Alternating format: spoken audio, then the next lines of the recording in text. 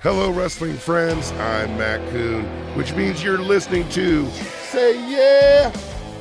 FTR with Dax Harwood.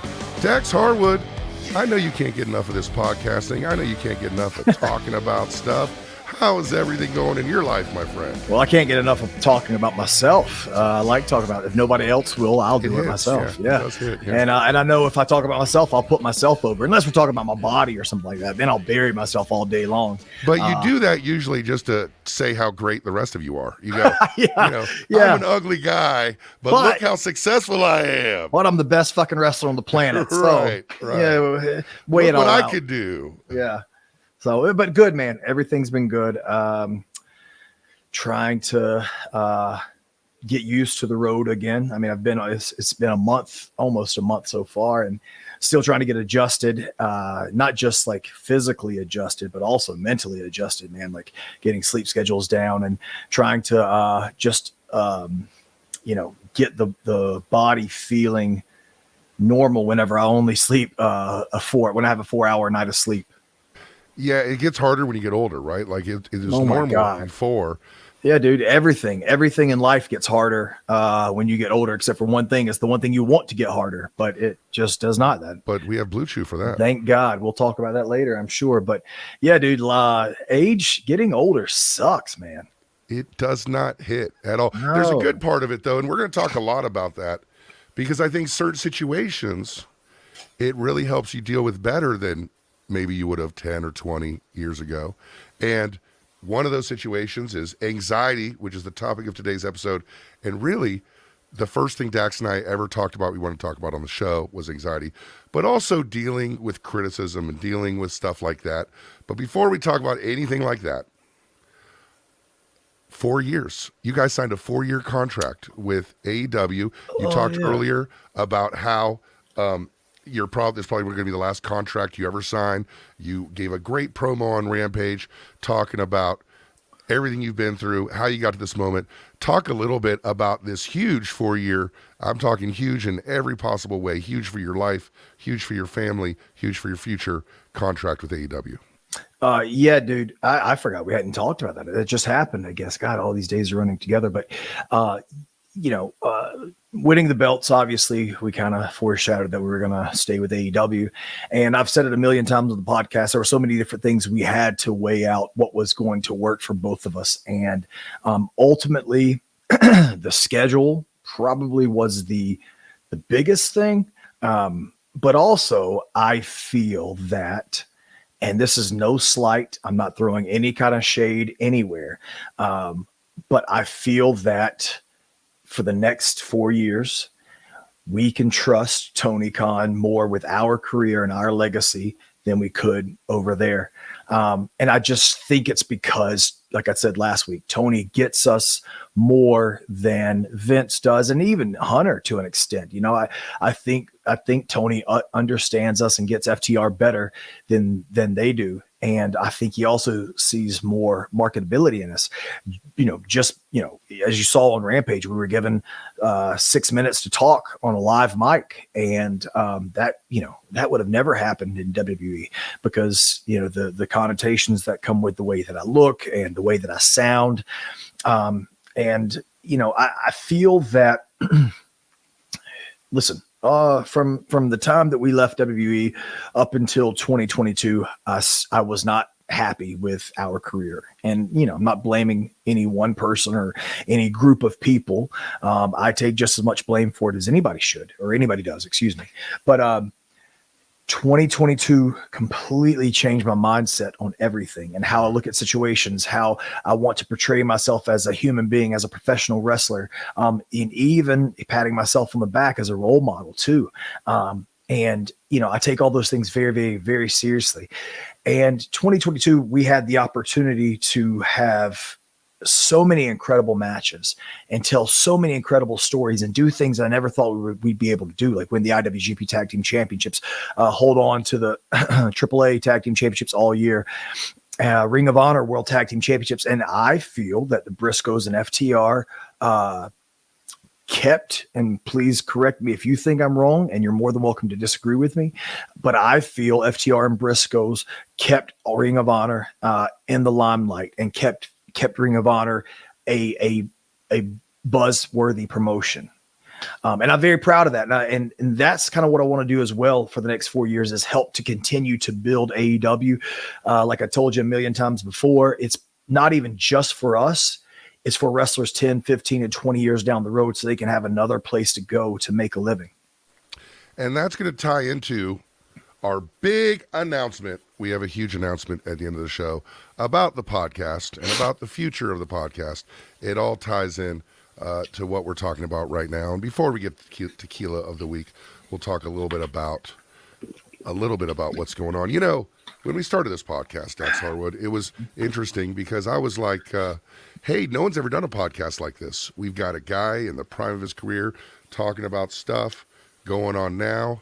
And I think maybe we found out why. The first and possibly last ever to do this, you know, because this podcast has found itself in the middle of the biggest backstage story in wrestling in the last 26 years, and has involved itself in ways that we never intended.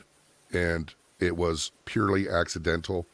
And in that, a lot of reaction from a lot of media people, namely Alvarez and Meltzer, very angrily reaching out, talking about you, talking about the situation. We're not going to take it that seriously. But as far as just all the negativity, dude, like, how are you handling all that? Well, I know you have to ask the question for the podcast, but I think you know how I'm handling that. Yesterday as we're recording this, which was Saturday, was not a good day for me mentally. Neither was Friday, but it was more manageable Friday. Friday is my family day, is the day that Maria and Finley and I, we take the day for ourselves, and we go out and do things we normally wouldn't have time to do, or we eat food that we normally wouldn't our diet wouldn't allow us to eat. And it's just a day to reflect. And I couldn't do that Friday because all I could think about was some of the things that were being said about me, and some of the things that were being that my name was alluding to, apparently. And Saturday I woke up Saturday morning, and I go through my news, Google News. I go through the ESPN app, and I jump on Twitter, which is where I find a lot of my news as well. And I like to scroll through Twitter and see wrestling gifs. That's the main reason, aside from promoting myself in cash. Seeing wrestling gifs or wrestling videos or something is the main reason I have Twitter, because that entertains me. But as I told you, the new Twitter app has a For You column. And that's which where most decisively is not. Well, it definitely was not for me yesterday, but that was the first thing that popped up when I opened the Twitter app, was the For You. And I started scrolling, man, and there was a ton of things about me that were being said about me.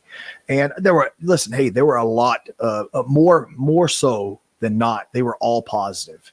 And Cash and I have the best fans in the world. And I know that's cliche for wrestlers to say, and I don't know if they necessarily believe it, but I do. I really believe that, because there is no reason for these people to like us. Not aside from being good wrestlers, and even, I'd say it, even great wrestlers, there's no reason for them to like us. We completely are, when it comes to wrestling, we are the way we look, the way we sound, our height, our body, and everything. Like it goes against the grain of what a successful professional wrestler is. But they do, man. They love us, and I don't use love sparing. Well, excuse me. I do use love sparingly because it's thrown around too much. But they do. They fucking love us, man, and that's why I love them back, and that's why I say they're the best fans in the world, in wrestling. But there were some of the negative things too that I was reading, and I didn't understand why. I couldn't understand why. And it was all because of my friendship with Punk.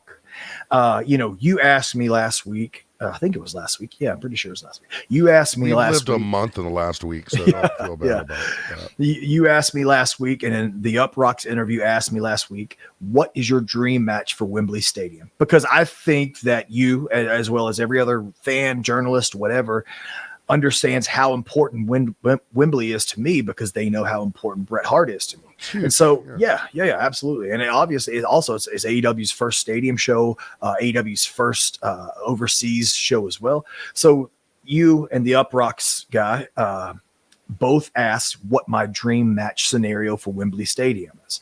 And all I said was, if this is my dream match, I want it to be me and my two best friends in the business, CM Punk and Cash Wheeler, against the Elite and the Young Bucks. The guys you could draw the most money with in the stadium. And that's what I said. I said, if we want to draw the most money, if we want to sell the most tickets, that's my match. That's my dream match. And dude, that's all I said. I never said that, I never said one individual was a piece of shit. I never said one was a pussy ass bitch or anything like that. Right, and I never said I never said we're better than they are or they're better than I didn't say anything. All I said was my dream match. And for some reason that got brought up, and as me gaslighting the Bucks and their fans, the Elite and their fans. Right. And so I was scrolling through this, and I saw people say that that I was a piece of shit, and that they wished I would lose my job. They wish I'd get released. That I am a drunk. I'm an alcoholic. And I also saw people said, oh, he should just die. And I'm thinking to myself, man, all this because of wrestling, all this because I said I wanted to have a dream match with my two best friends in the business, and three guys that I think that we can, one, draw the most money with, but two, tear the fucking house down with. And that's the response that I get, is death, joblessness, people calling me a drunk. And Matt, I think from the time that we've been together, and sounds like we're in a relationship, but the time we've been together, I start and cut myself off for a drink, and I'd never, ever, ever let myself go overboard, and I never would. And we've done episodes where it's been earlier in the day, and we're like, we don't do that. No. That's the only person I think at the live show who was drunk, besides the people in the crowd, was most assuredly Matt Kuhn. And that was a mistake, though. You didn't mean to do that. I don't think you understood how much you were drinking, because we were just talking and conversing so much. I knew when to shut up. I didn't make a fool of myself, except once or twice. But imagine, dude, waking up every day, right? And even though this happened just on Friday and Saturday, but imagine, I see stuff like this every day. Imagine waking up every day as a human being. And I always thought I was tough. I always thought I was mentally tough and I could handle this. And I told you at the outset, hey, dude, I can handle the heat. Heat, I can handle all that. Right. And I guess I'm not as tough as I thought I was, because imagine waking up every day and getting on Twitter. And let's just say one person says it, but you get it every single day. I wish you were dead, or I wish you didn't have a job, or wrestling would be better without you, or you know what? And I hope she never hears this. I don't think she will. I don't think Finley will, but I showed my wife this yesterday. Someone called my daughter a whore. My 9-year-old daughter, in 3 days, she'll be 9 years old as this podcast drops, actually, a whore. I read that my wife and my daughter should be disappointed in me. Like, imagine reading that every day, right? And in the back of your mind, at first, it's like, oh, this idiot. Okay, that's funny, whatever. Right. But then by day 37, you're like, holy shit, maybe I am a terrible father. Maybe I am an alcoholic. Or God, what if this world, would it be better if I weren't here? You know what I mean? And because it gets stuck back there, and that's all you can think about every single day. And yes. So to answer your question in the long form that I just did, the last 2 days have not been very good. The people don't realize that, I don't think. Like, I get a tenth of it that you get, and I get a lot of it, And I remember when I worked with Vince Russo, like him, don't like him, hate him, whatever, I developed an empathy for Vince Russo. because of what you're saying. Because no matter what you say about wrestling or whatever you say about this or that, when this guy wakes up every day of his life and has to see, you should die, you suck, you ruined WCW, your family should leave you, all this stuff. And Meltzer gets it too. And Cornette gets it too. And Cody Rhodes gets it too. Like, everybody gets it, but certain people get it more than others. With you being at the center of the biggest story of the year, in a lot of ways, you've gotten more than your fair share. And I apologize, honestly, for bringing the podcast into your life, because I think it's just giving people an easy target. Never apologize, because a few reasons. One, I enjoy doing this. I love doing this. I love. And I think you know this even before the podcast. I fucking love talking about wrestling. Love it. And if you ask a lot of the talents in AEW, some of them don't really particularly like me too much, and that's okay. And some of them don't like me because of the podcast, and that's okay too. And I hate that. I really do. That really bothers me when people that I do like or respect don't like me. That does bother me, but that's another subject for another time.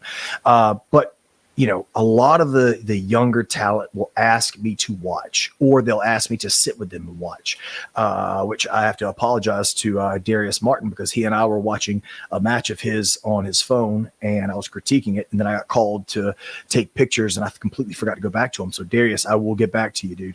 But the Renegade Twins, Darius, Dante as well.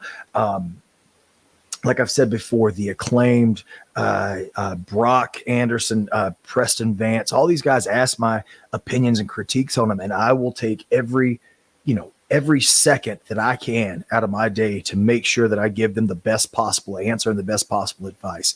So I love talking about wrestling, and that's number one. Number two, before this podcast, you and I were friends.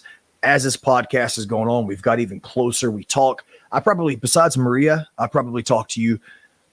I probably talk to you the exact same amount as I talk to Cash. Just like you, Maria, and Cash. Yeah, man. And so don't apologize for that. I mean, that's not your fault at all.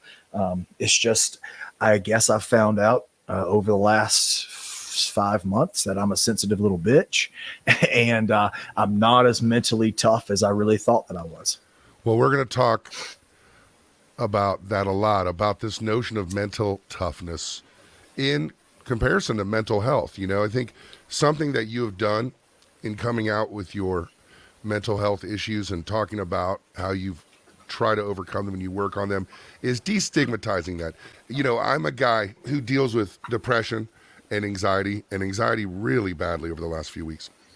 And, in my head, I was always like, well, I'm strong. I can do this shit. I'll make it through, and it's still hard to ditch that mentality. But what I'm saying is that it ain't got nothing to do with being a little bitch. It ain't got nothing to do with mentally strong. It's about taking care of yourself the best that you can in this one lifetime we have. Yeah. And like you said, trying to be strong and saying I can do this myself. Like that's, I think, the worst thing for you. And I still deal with that daily. Like, so I can't stop doing it, dude. I'm just like, I can make it through this. God dang it. Yeah. And people who are strong-willed like us, and, I think it comes from you and I probably having to work for everything we've ever gotten in life, period. And having to do it on our own. I think it makes it even worse, because if we can't defeat something alone, we feel like a failure. And, this goes back to like whenever me and Dan lost the IWGP tag team belts at Wrestle Kingdom. I got back to my hotel and I had a huge panic attack, a huge anxiety attack, and I could not shake it. I couldn't get over it. I thought I could work through it, and I couldn't. I stayed up all night, and I called Maria, and I felt like such a failure because I had to bother my wife, who was across the world, to help me get through this. And then after it was over, I had to look down deep in myself and say, no, dude, that's what she's here for. She's your wife, and you guys are here for better or for worse, and that's what she's here for. But it doesn't make it any easier whenever you're going through it and you're trying to fight through alone. Yeah, the way I think of it is, and like I said, I've had some anxiety attacks since returning from LA, almost daily, really. Whoa. And yeah, it's not, it hasn't been great. It's not related to anything except just whatever mental health. But the thing is in my head, I think I just have to suffer through it, and I'll make it, and I'll be stronger because of it. And that's really not the way to do it. You need to call somebody, and I have a list of people I can call. You're one of those people, and I think everybody out there will talk more about mental health, you included. Make sure you talk to people. Don't worry about being a little bitch, because we all are little bitches in our own way. Yep. In some way or another, we're all little bitches. Even Mike Tyson cries on his podcast, and if he's willing to cry and tell you his faults, I think all of us can consider ourselves bitches. And for those of you out there who think mental health is not a real thing, go ahead and go up to Mike Tyson and call him a little bitch and see what happens. Yes. Yeah. Because, dude, did you see that video of him beating up the guy on the airplane who was trying to? Oh yeah. It's the best thing ever. We all want to do that. Oh my God. So we're gonna get to a tequila of the week, but before we do, we talk about mental health. But a big part of mental health is just health, and nothing is a bigger factor in your health than what you eat. And of course, we are talking about Factor, America's #1 ready-to-eat meal kit. They can help you fuel up fast with ready-to-eat meals delivered straight to your door. Guys, you'll save time, eat well, and tackle everything on your to-do list. So the deal is, Dax and I love Factor. Like, it's a microwavable meal. It's like 2 minutes. The meals are fantastic. They do all the chopping, prepping, and cleaning up. They're very calorie conscious. They're delicious, and they offer a variety of options from keto, which is the one I got, calorie smart, vegan, and veggie, which is something I'll never get, but I understand from you that they're very good. Protein plus. They're prepared by chefs, and there's 34 different meals. It's so much cheaper than ordering food. It's so much cheaper than going out. It's healthy. And guys, I'm not going to lead you wrong, because I am a food snob, and I am the world's biggest fat man on earth, and I'm telling you, this shit is good. Dax Harwood, what do you think about Factor? I've seen a lot of fat people in my life, dude, and you're definitely not the biggest fat person I know. You may be the tallest one. It doesn't help. Yeah, it doesn't. But I wouldn't say you're the biggest. But I love Factor, man. Like you said, 2 minutes, throw it in the microwave, you're ready to go. The chicken tastes like chicken. That's the thing that could that makes or break a prepared meal like that. The chicken tastes like chicken. It's not rubbery. I'm so scared of microwave food because of that, because chicken especially. Yep. And they figured out how to sauce it, how to freeze it, all that stuff, and it's great. Yep. You can take it and you can throw it in your Yeti container or your freezer bag or whatever. When you travel, go to your hotel room, pop open their microwave in the room, throw it in there, and you got food right there. And you don't have to worry about going out, or you don't have to worry about door dashing or anything like that. It's right there for you to enjoy. And I love it. I had the chicken and green bean meal. Yeah. And that was the keto meal too.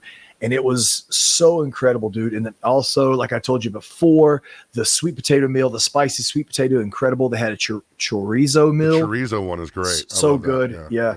And my wife liked them as well. And she's a very picky eater. But she really, really enjoyed some of the meals that I gave her too. If you're looking for a way to ready make kind of losing weight, eating healthier, this is the way to do it. It's the best one I've seen to do it.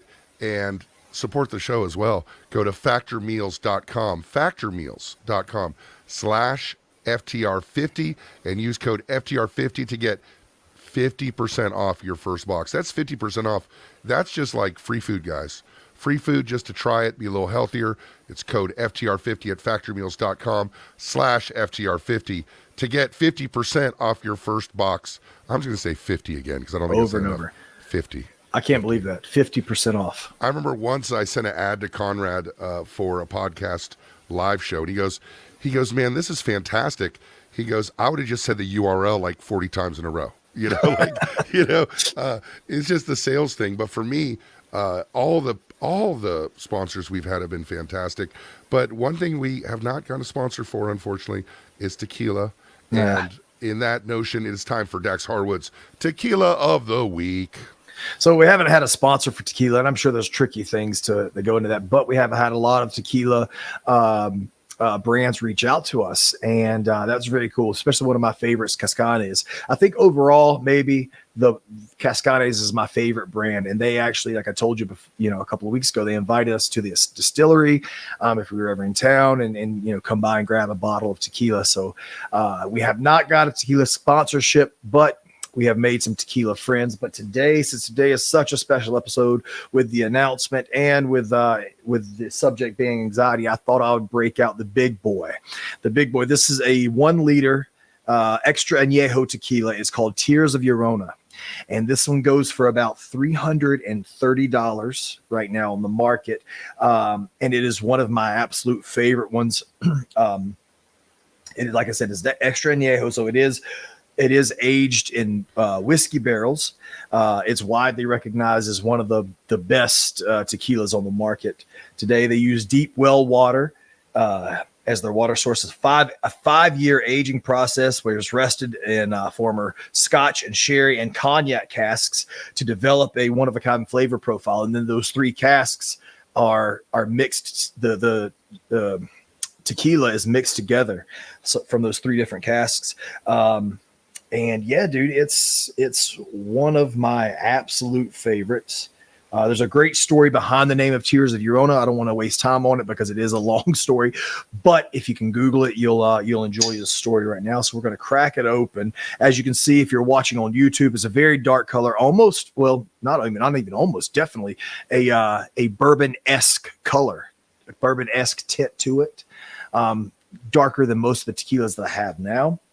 That's all I know. Like I knew nothing about tequila except I would do shots and get hammered off of it after gigs when I was younger. But I've learned añejo means dark and aged, so extra añejo is extra dark and aged. Blanco, right, of course, means clear, and there's a couple other terms I've learned too. But when you said extra añejo and I saw the darkness, I said that makes sense. Yes, this is, like I said, 5 years in those barrels, and that's why the color comes like this instead of clear like most of the other tequilas. This one is a dark color because it is rested in those barrels for 5 years. And typically, I'm not a huge fan. I don't want to say I'm not a huge fan, but when it's rested for that long, it has more of a bourbon-y flavor to it. Right. And I drink my tequila because I want the tequila flavor. Straight. But this one, this one is legit one of the best ever, which it should be because it's $320. But here we go. We're going to pour it now. I would have thought that was ridiculous before I drank $250 worth of tequila in one night. Once, so, now I think I understand. So here we go. Now I'm going to show everybody real quick, if they're watching on YouTube, the glass is a little bit easier to see in the glass, the color of it, the thickness, the legs on it, the viscosity. So yeah, like I said, definitely a bourbon-esque look to it. Now we'll give it a little sniff. Let's see. Okay. Very first thing is the different oak blends, the oak barrel blends. That's the very first thing. Then the sweetness of the agave minerality as well. Very bourbony smell too, with some caramel and vanilla, which probably come from that sherry and cognac casks. But yeah, and I want to go ahead and get a sip to it, and then I will sip on it for the rest of the show. Here we go. Dax Harwood takes a sip. This went down the wrong pipe. Yeah, I was wondering what happened there. Oof, my God. Holy shit, my eyes are watering. Let's try that one more time. Take two. God dang.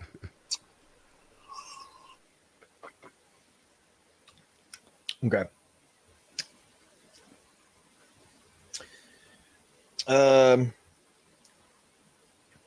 Smoke. A lot of smoke in the mouth feel. I like that though. A lot of smoke. Earthy spice. It's like really spicy. Agave, of course, up front. It doesn't taste too much. It does have a bourbony taste to it, but not like I was expecting. I was expecting it to be like a Woodford Reserve or something. But yeah, very oaky. Sweetness of like I don't know, almost like dark cherries or raisins or something. The oak flavor for sure. Caramel. I love this one. This is not particularly my style. Like I said, I like my tequilas to taste like tequilas. So I would much rather have had like I would much rather have a still strength or even a reposado, but a still strength where I can taste more of the agave. But for an extra añejo, I would give this one I'd have to give it a 9.3, man. A 9.3. Those of you keeping score at home, this is a 9.3. Say the brand one more time, if you don't mind. It's Tears of Llorona, 43% ABV. Tears of Llorona. There's the bottle here. Like I said, a full liter bottle.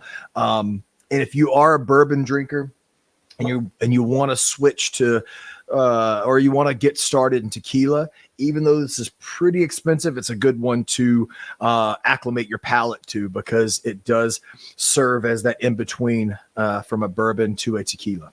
So 4, 3. I've already forgot. There we go. 9.3. You gave another one a 9. I think you gave it a Fortaleza 9.4. I think Fortaleza, was probably the highest. Yeah, what was that? The Reposado, or did we do Blanco? I don't know. I think it was the Reposado.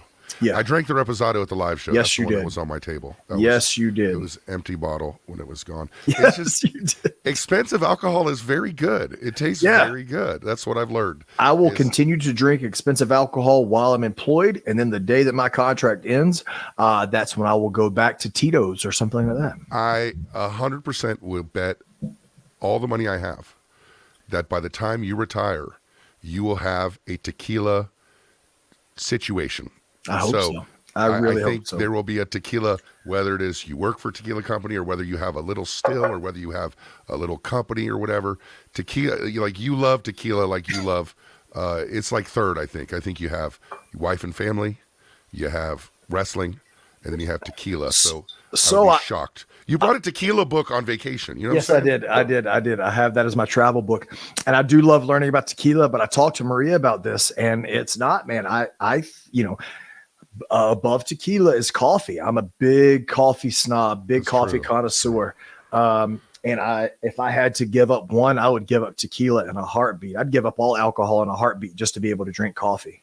That was the funniest thing is that, you were reading a tequila book, and then we were with Cash too. We're like, Cash, like, I'm reading a book too. And it was like a J.K. Rowling book. And I'm like, God, Cash is so hard to pin down, man. He's the funniest guy who ever lived. Yeah. I want to read his tweets later, because I think the biggest mistake we made with this show ever was just not having Cash handle our social media, because he's so damn good at it. But we talked earlier about eating healthy, and you and I are both friends with a fellow by the name of Mike Dawkins. Mike Dawkins, the gimmick attorney, suggested something to me a while ago, and it worked really well for a while, which was like this no sugar, no grain diet, and the weight comes off. And the reason I say that is because we have a sponsor. If you're looking to up your protein intake, this is a great way to do it, and that's Butcher's Box. Butcher's Box comes every single, as often as you want. It can come monthly, it can come weekly, it can come bi-weekly, and it is meat in a box, and you get to choose it, you get to customize it. I am a big steak guy, so I enjoyed very much getting some filet mignons, get some New York strips, and get some sirloin beef caps and all that stuff. I love Butcher's Box because it comes frozen, sealed. You throw it in the freezer, you forget about it. Anytime you want, you got a great steak. But you can also get chicken, bacon. They got all kinds of stuff. Yeah, and dude, the quality of the meat is incredible. The quality of the chicken is awesome. The quality of the steak, obviously, is incredible too. We had the New York strips just three nights ago, whatever Friday was from here. We had the New York strips on Friday night, and it was so good, man. We also had the grass-fed beef. The ground beef? The ground beef. We made tacos with that. And we have the chicken strips, every other night just about. It seems because you have a kid, and kid loves chicken strips. Yep, and we throw some almond flour on top of it, throw it in the air fryer, and she thinks she's eating chicken nuggets. So we're tricking her a little bit. Yeah, Butcher's Box is a fantastic deal. It's definitely worth it to give it a shot. And it's even a better deal because if you like chicken, and for me, one of the best cuts is a chicken thigh, very underrated. You can get chicken thighs for a year. That's right, chicken thighs for a year and $20 off your first box when you sign up today. That's free. 3 pounds of bone-in chicken thighs free in every box, plus $20 off your first order when you sign up at butchersbox.com/Dax. That's butcherbox.com/Dax. Use code DAX. Hey, let me say that again. Claim this deal at butcherbox.com/Dax and use code DAX for Butcher's Box. We're not going to lead you wrong. We love some meat, and Butcher's Box is one of the best. Hey, watch it, dude. That's for later when they talk about the Blue Chew ad. If you love meat, you can get Butcher Box or Blue Chew later on for sure. Just don't mix the two up.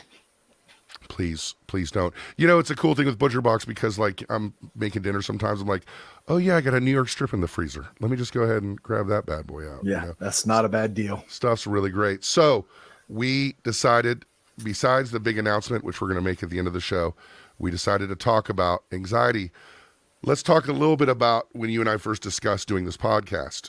You know, you and I, you guys aren't going to believe this, but one of the things that Dax and I talk about a lot is using the podcast to make the world a better place.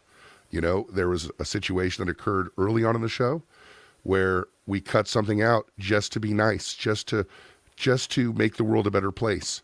And this podcast is something we did to make the world a better place. And in pitching it, that was the pitch. We wanted to make it about anxiety, and we decided that we could reach more people and get the message out about anxiety and about all kinds of positive things by talking about wrestling. But we've talked about the anxiety episode for so long.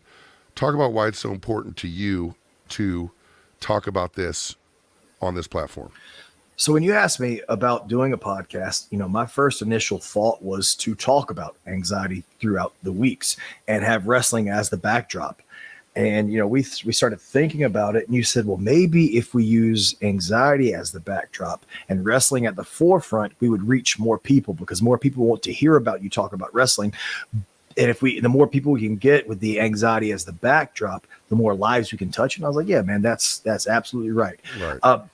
But the reason it's so important to me, and the reason I've been so outspoken, is because when anxiety hit me for the very first time, I had no idea what was going on. I had no clue what it was. And I was looking for every avenue as to why this was happening. I mean, honestly, a million things were going through my head. Was I drinking too much caffeine, or was I working out too much?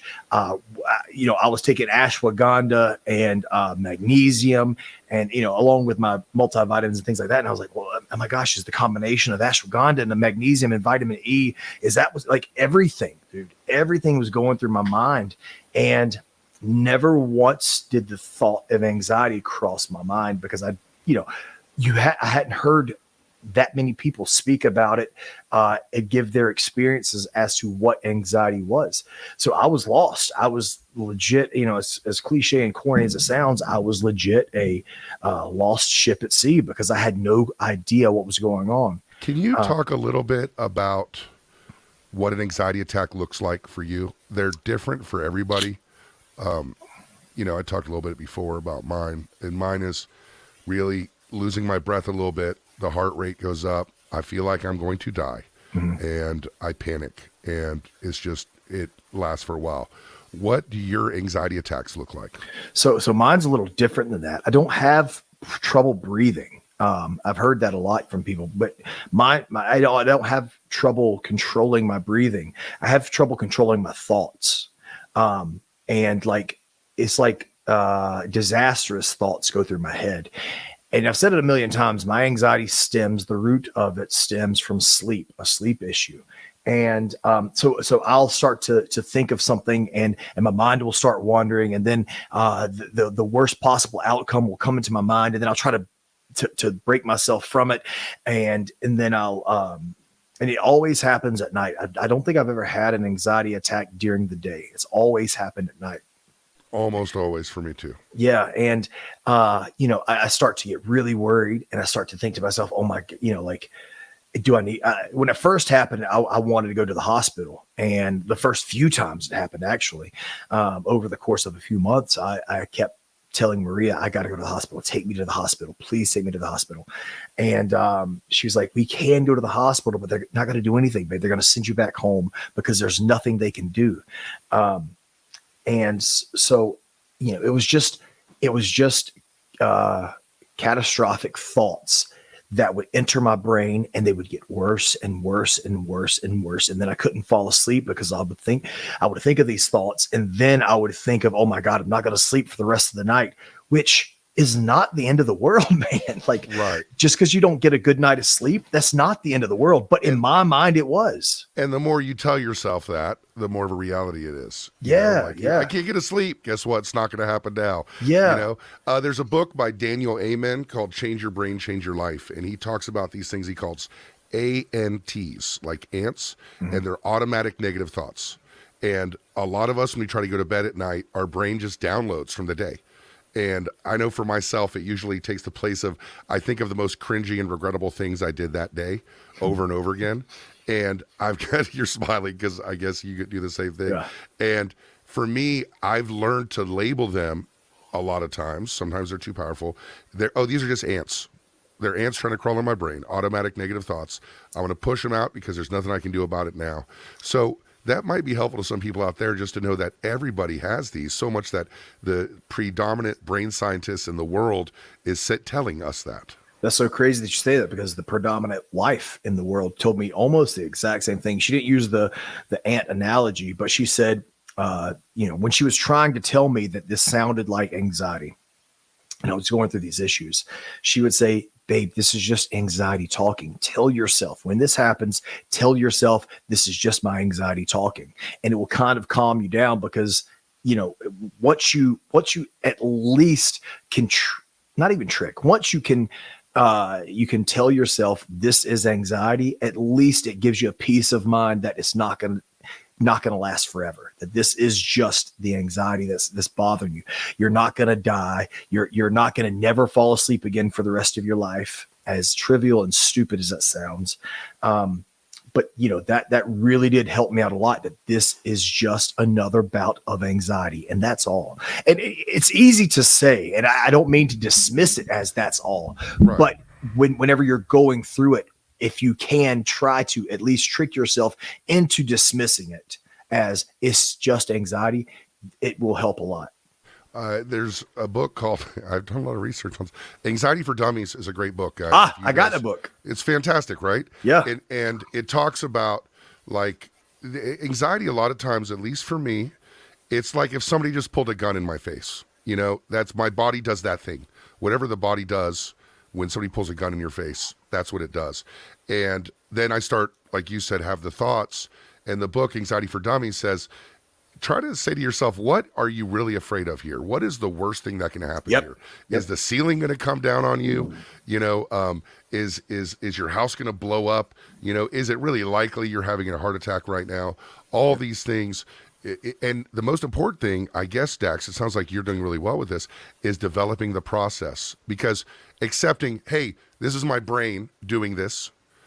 And something I tell the kids I work with is to cultivate this statement, which is, it's happening again.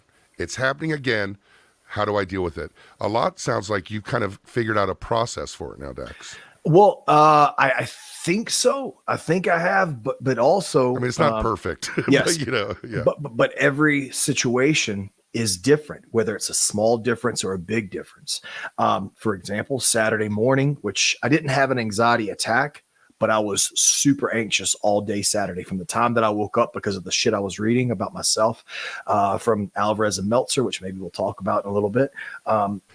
So, obviously I was tagged in it a million times. I got sent some audio clips too.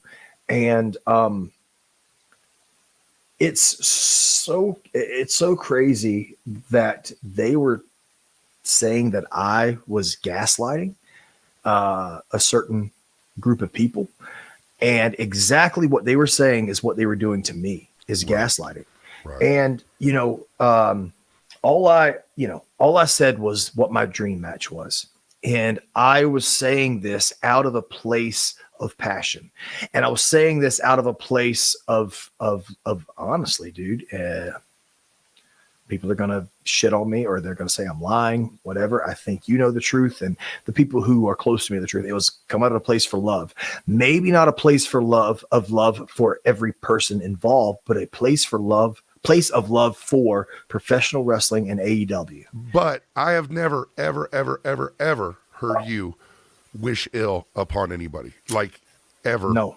You know, not even Road Dogg. Like, Not it's not even like you Road sit Dogg. there and go, I hope Road Dogg's not successful. Like, that's not a thing. And the people in question, I've never heard you say anything but wishing good things for them. And you know, that's another thing too about the podcast and some of the bad things that have been said about me lately.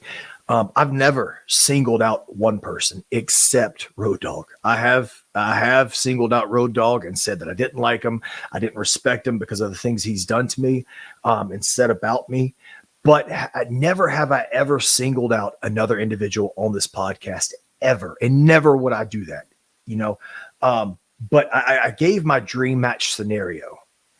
And somehow this dream match scenario was taken by Brian Alvarez and Dave Meltzer, and it was twisted into me wanting to gaslight those guys and the fans and make them think that I'm trying to book this match. So when the Young Bucks and Kenny, if they say, you know, this is Brian Alvarez's words. If not they mine. don't want to do it, they become the bad guys. Right. I didn't say, well, this is my dream match and I know I want to do it. I know Dan wants to do it. And I even know Punk wants to do it. I'm not sure if the other guys want to. I never That's said all hypothetical, by the way. I never said that. All I said, this is my dream match. My two best friends in professional wrestling in front of 40, 50, 60, 70,000 people against these three incredibly talented individuals where we could make the most money for AEW.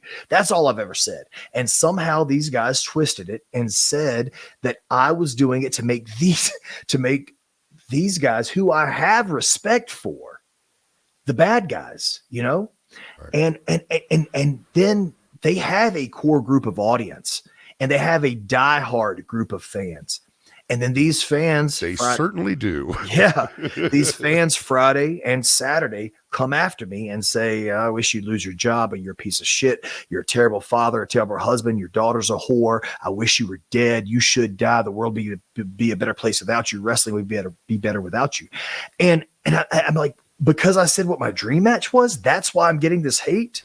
And I don't get it. I will say that maybe it's a little accountability time for Matt Kuhn and Dax Harwood, because we're not like guys who are really premeditated or, you know, like we don't have master plans. That's not really us. We're passionate people. And when you're in Tony Khan's position where there's all these moving parts and we completely underestimate our influence as a podcast, our podcast is the most notorious podcast maybe in wrestling history. It's certainly fucked up the most shit, apparently. But when you have Tony Khan, who's trying to work with all these moving political parts of all these people, and you got a person of substance, yourself, on a podcast saying this kind of thing that everybody picks up, it's maybe something I should have thought of not to ask, and maybe something better left unsaid, because it took off in an accidental way that you and I just couldn't even perceive. But who could have guessed that one individual booking his dream match would get so much hate, dude? Not me, for sure. Who would have thought one individual booking his dream match in Wembley Stadium would get not death threats. I never got death threats, but wishing death upon me, or calling my 9-year-old. I know I keep going back to it. Every time you say that, it makes me want to like. That sucks. Dude. My 9-year-old daughter, a little whore. Like, right. Fuck off, dude. What? And and then Dave had the great idea. He was like, instead of Dax saying we should have this match, Maybe they should do the simple thing, and that's go meet these guys. They see them every week at TV. Maybe you should go meet these guys and talk to these guys. And I debated whether to say this or not, but I do want to say it. Do you think, honestly, I want you to tell me this. Do you think that they are liars on purpose, or do you think they just spout out what they think is the truth? I'm always hesitant to leap on Alvarez and Meltzer because of my experience working with Russo, because I saw how ugly it was for everybody involved. Right. I think that's something I've got for you, by the way. Sometimes I'll go, I think, and I'll be like, that's fucking Dax right there. So I think that they are like me. They have a friend in the business. But they also have a job to be journalists, which I don't have. And I think they create their own truth, what they see as the truth. And when somebody's mean to their friends, they get angry about it.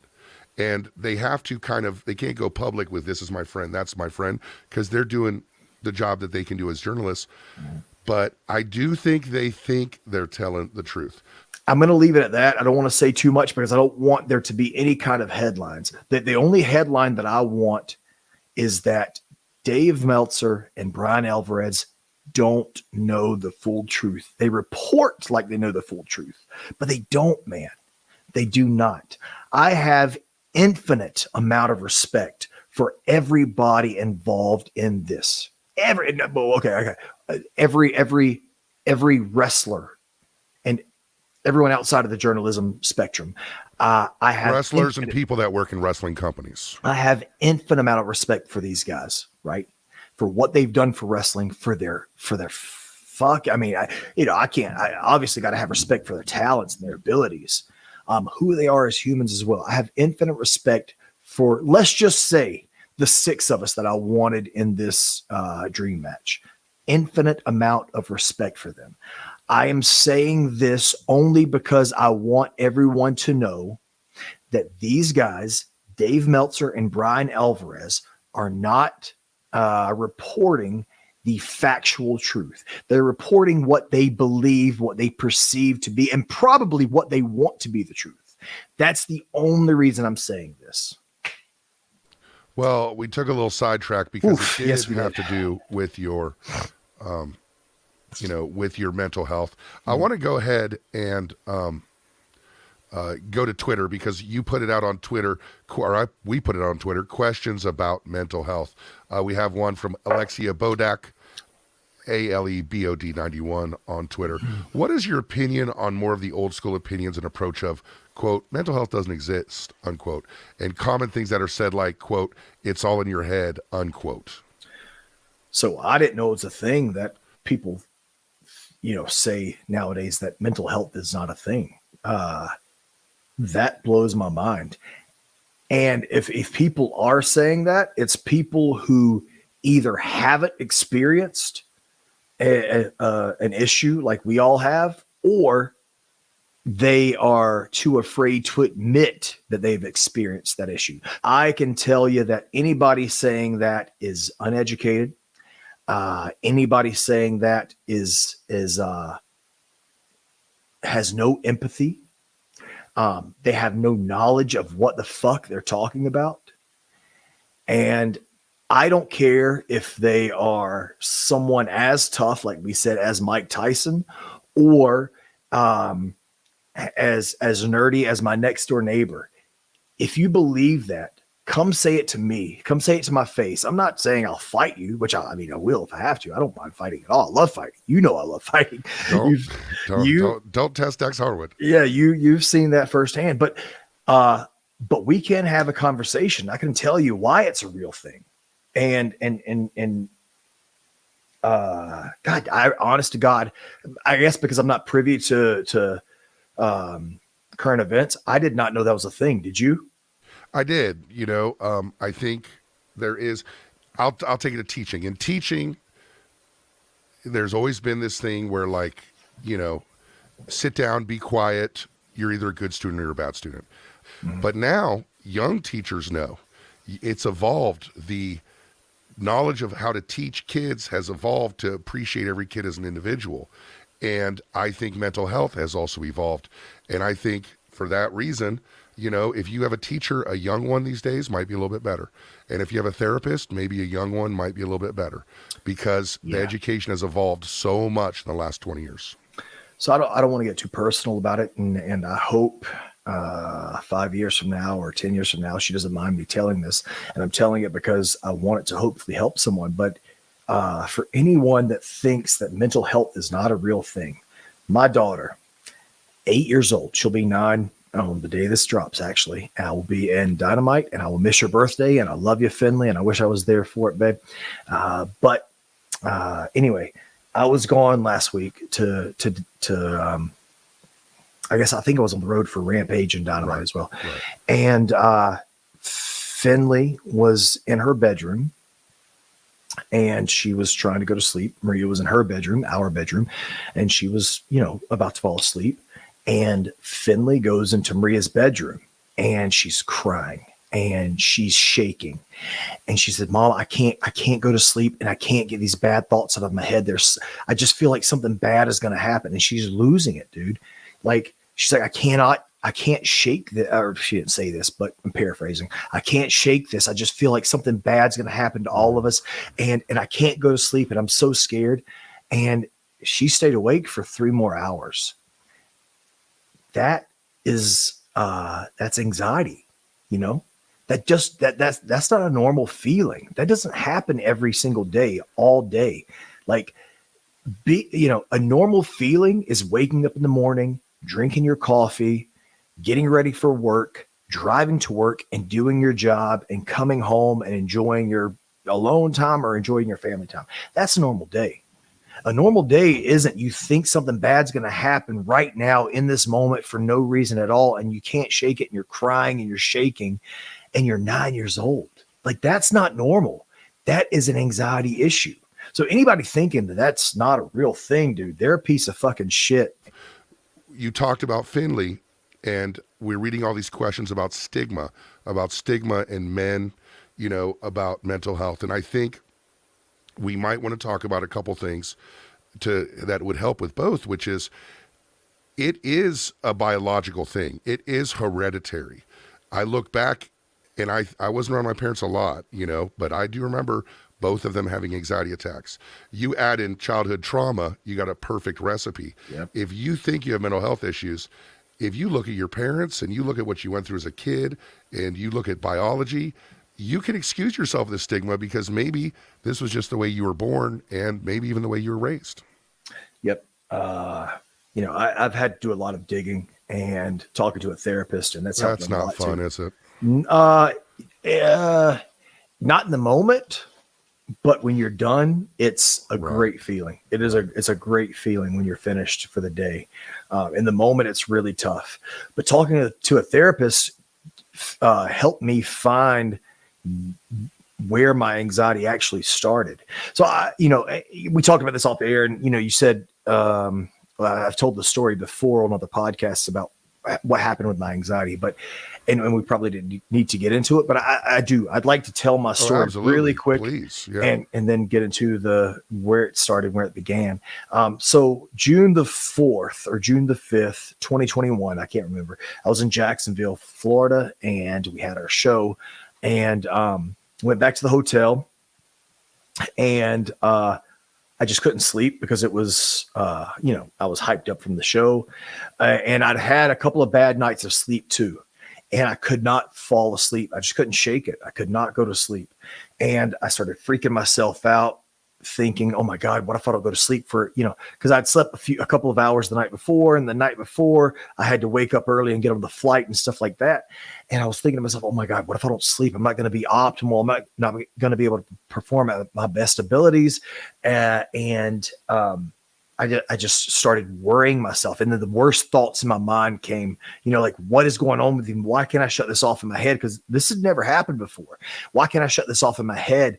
And then honestly, I never had a problem breathing, like I told you, but it felt like the walls in the hotel room were closing in on me. And that's almost cliche to say about anxiety, but it really did. It felt like the walls were closing in on me. So I got out of my room and I walked around for for a while outside the hotel. I tried to call Maria. This was like 4 or 5 in the morning. Obviously she was asleep, so she didn't answer, but I'm calling and I don't know what to do. I don't know what to think. I have no idea what's going on.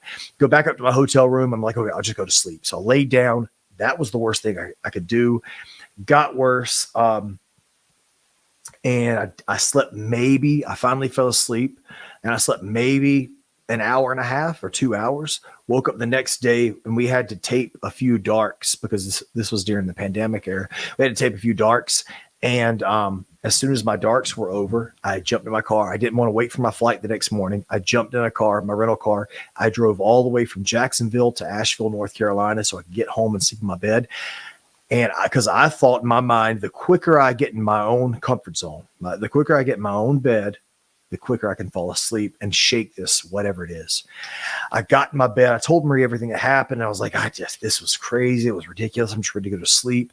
I got in my bed. And as soon as I laid down, dude, I freaked out. I started freaking out. She was like, hey, I have this weighted blanket. It really helps me a lot. Put it on. I said, okay. She put the weighted blanket on me, and less than a second, I threw it off and freaked out because it was so heavy. Like it felt like it was crushing me.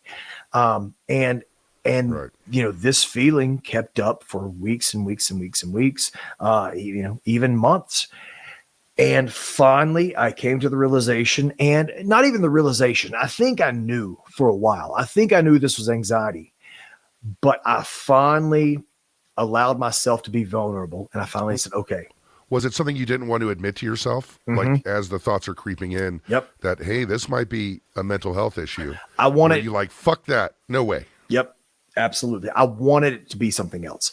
So I went and got blood work done. I went and got tests done on my heart, on my brain.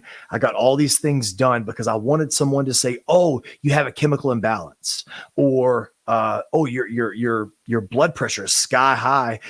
Lay off the caffeine. I wanted it to be something besides anxiety because I thought anybody suffering from anxiety was, like I said before, and I use this with quotations, a little bitch.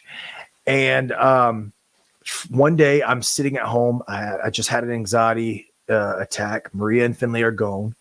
I walk downstairs to outside of our basement, and I'm looking out at the mountains because this is our old house. We lived on lived on top of a mountain in a cabin. I looked out at the mountains.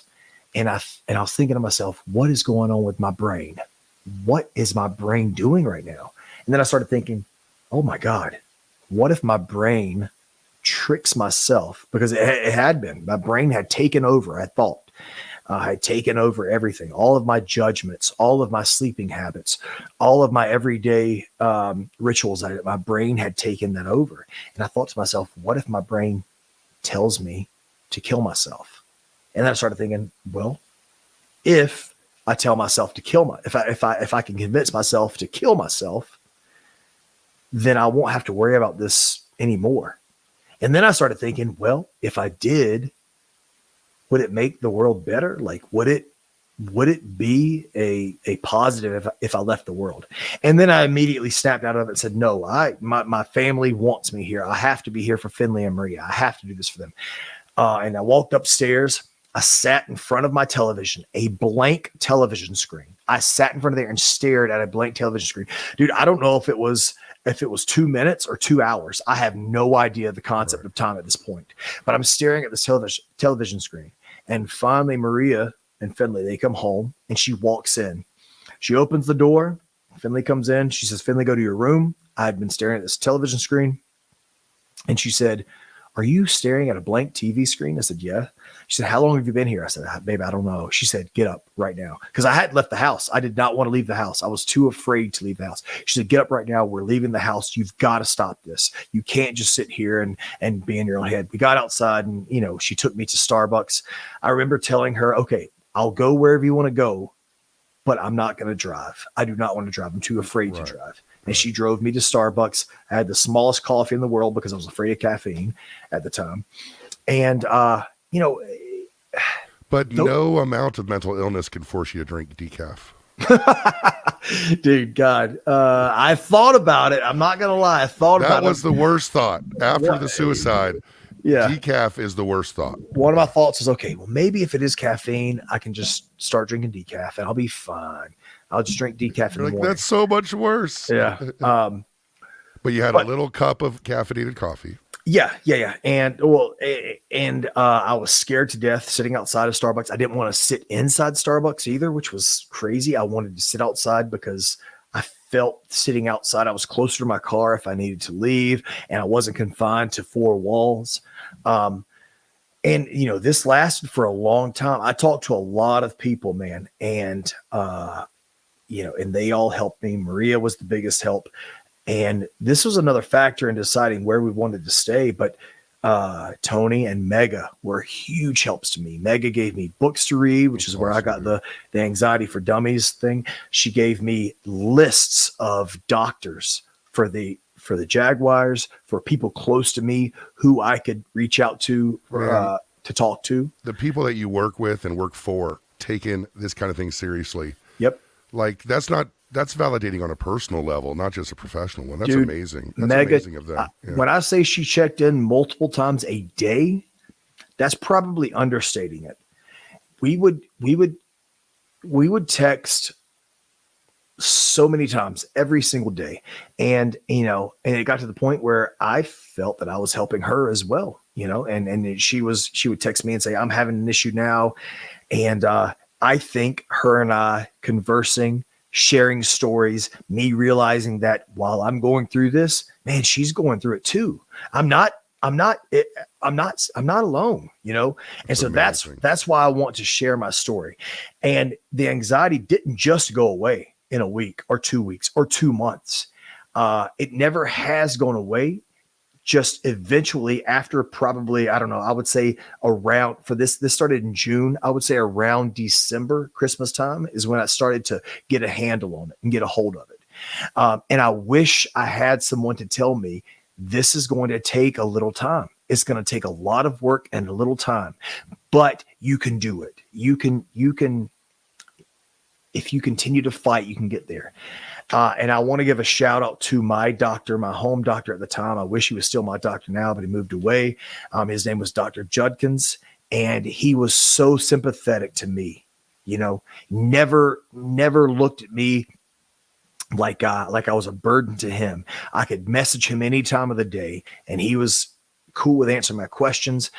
We talked about multiple medications, and I was very hesitant to take medications because of all the bad connotations that medication gets. Right. But he was like, dude, I think maybe you should try some Xanax and just take it when you need it. So I remember I had an anxiety, or excuse me, I hadn't had it. I was trying to fall asleep. I took a Xanax, and 2 hours later, I woke up in the biggest panic I'd ever had. So Xanax did not work for me. And then I stayed up the rest of the night. It helps me for sure. It did not. It didn't help me then. Everybody is different. But I did some research. I talked to my sister who was on Klonopin, and he was like, "Well, that's another avenue we can go down. We can try. Klonopin's not an immediate thing, but it does help to, it's a longer lasting kind of drug that will." Right. It's a preventative, Yeah. Xanax is if you feel one coming on or you're in one, but this is the kind of thing that kind of builds your brain up to prevent them. Yeah. And so this is where, I'm so big on prescriptions and medication, whereas a lot of them get such a bad rep because there are people who pop them all day and then drink with them, and they pass out, or they're driving and they pass out and get wrecks and things like that. But medication completely changed my life. He prescribed me trazodone, which trazodone, what it does is it helps to regulate the thoughts in your brain at nighttime and help to smooth you out. Right. It's not like a sleeping pill or anything like that. It's just a medicine, and it's not like a whatever substance. Like my wife can go pick it up for him if she wants to. It's just something that can kind of level out your thoughts and make you feel better. He prescribed me that. He prescribed me Klonopin. And he told me, he said, we'll take this to help to calm you down and give you peace of mind at night. And then we'll start weaning you off, which he did. And I'm completely weaned off now. And he gave me Zoloft. And the first few months of Zoloft was so tough, dude. It was so hard. And he told me it was going to be hard because your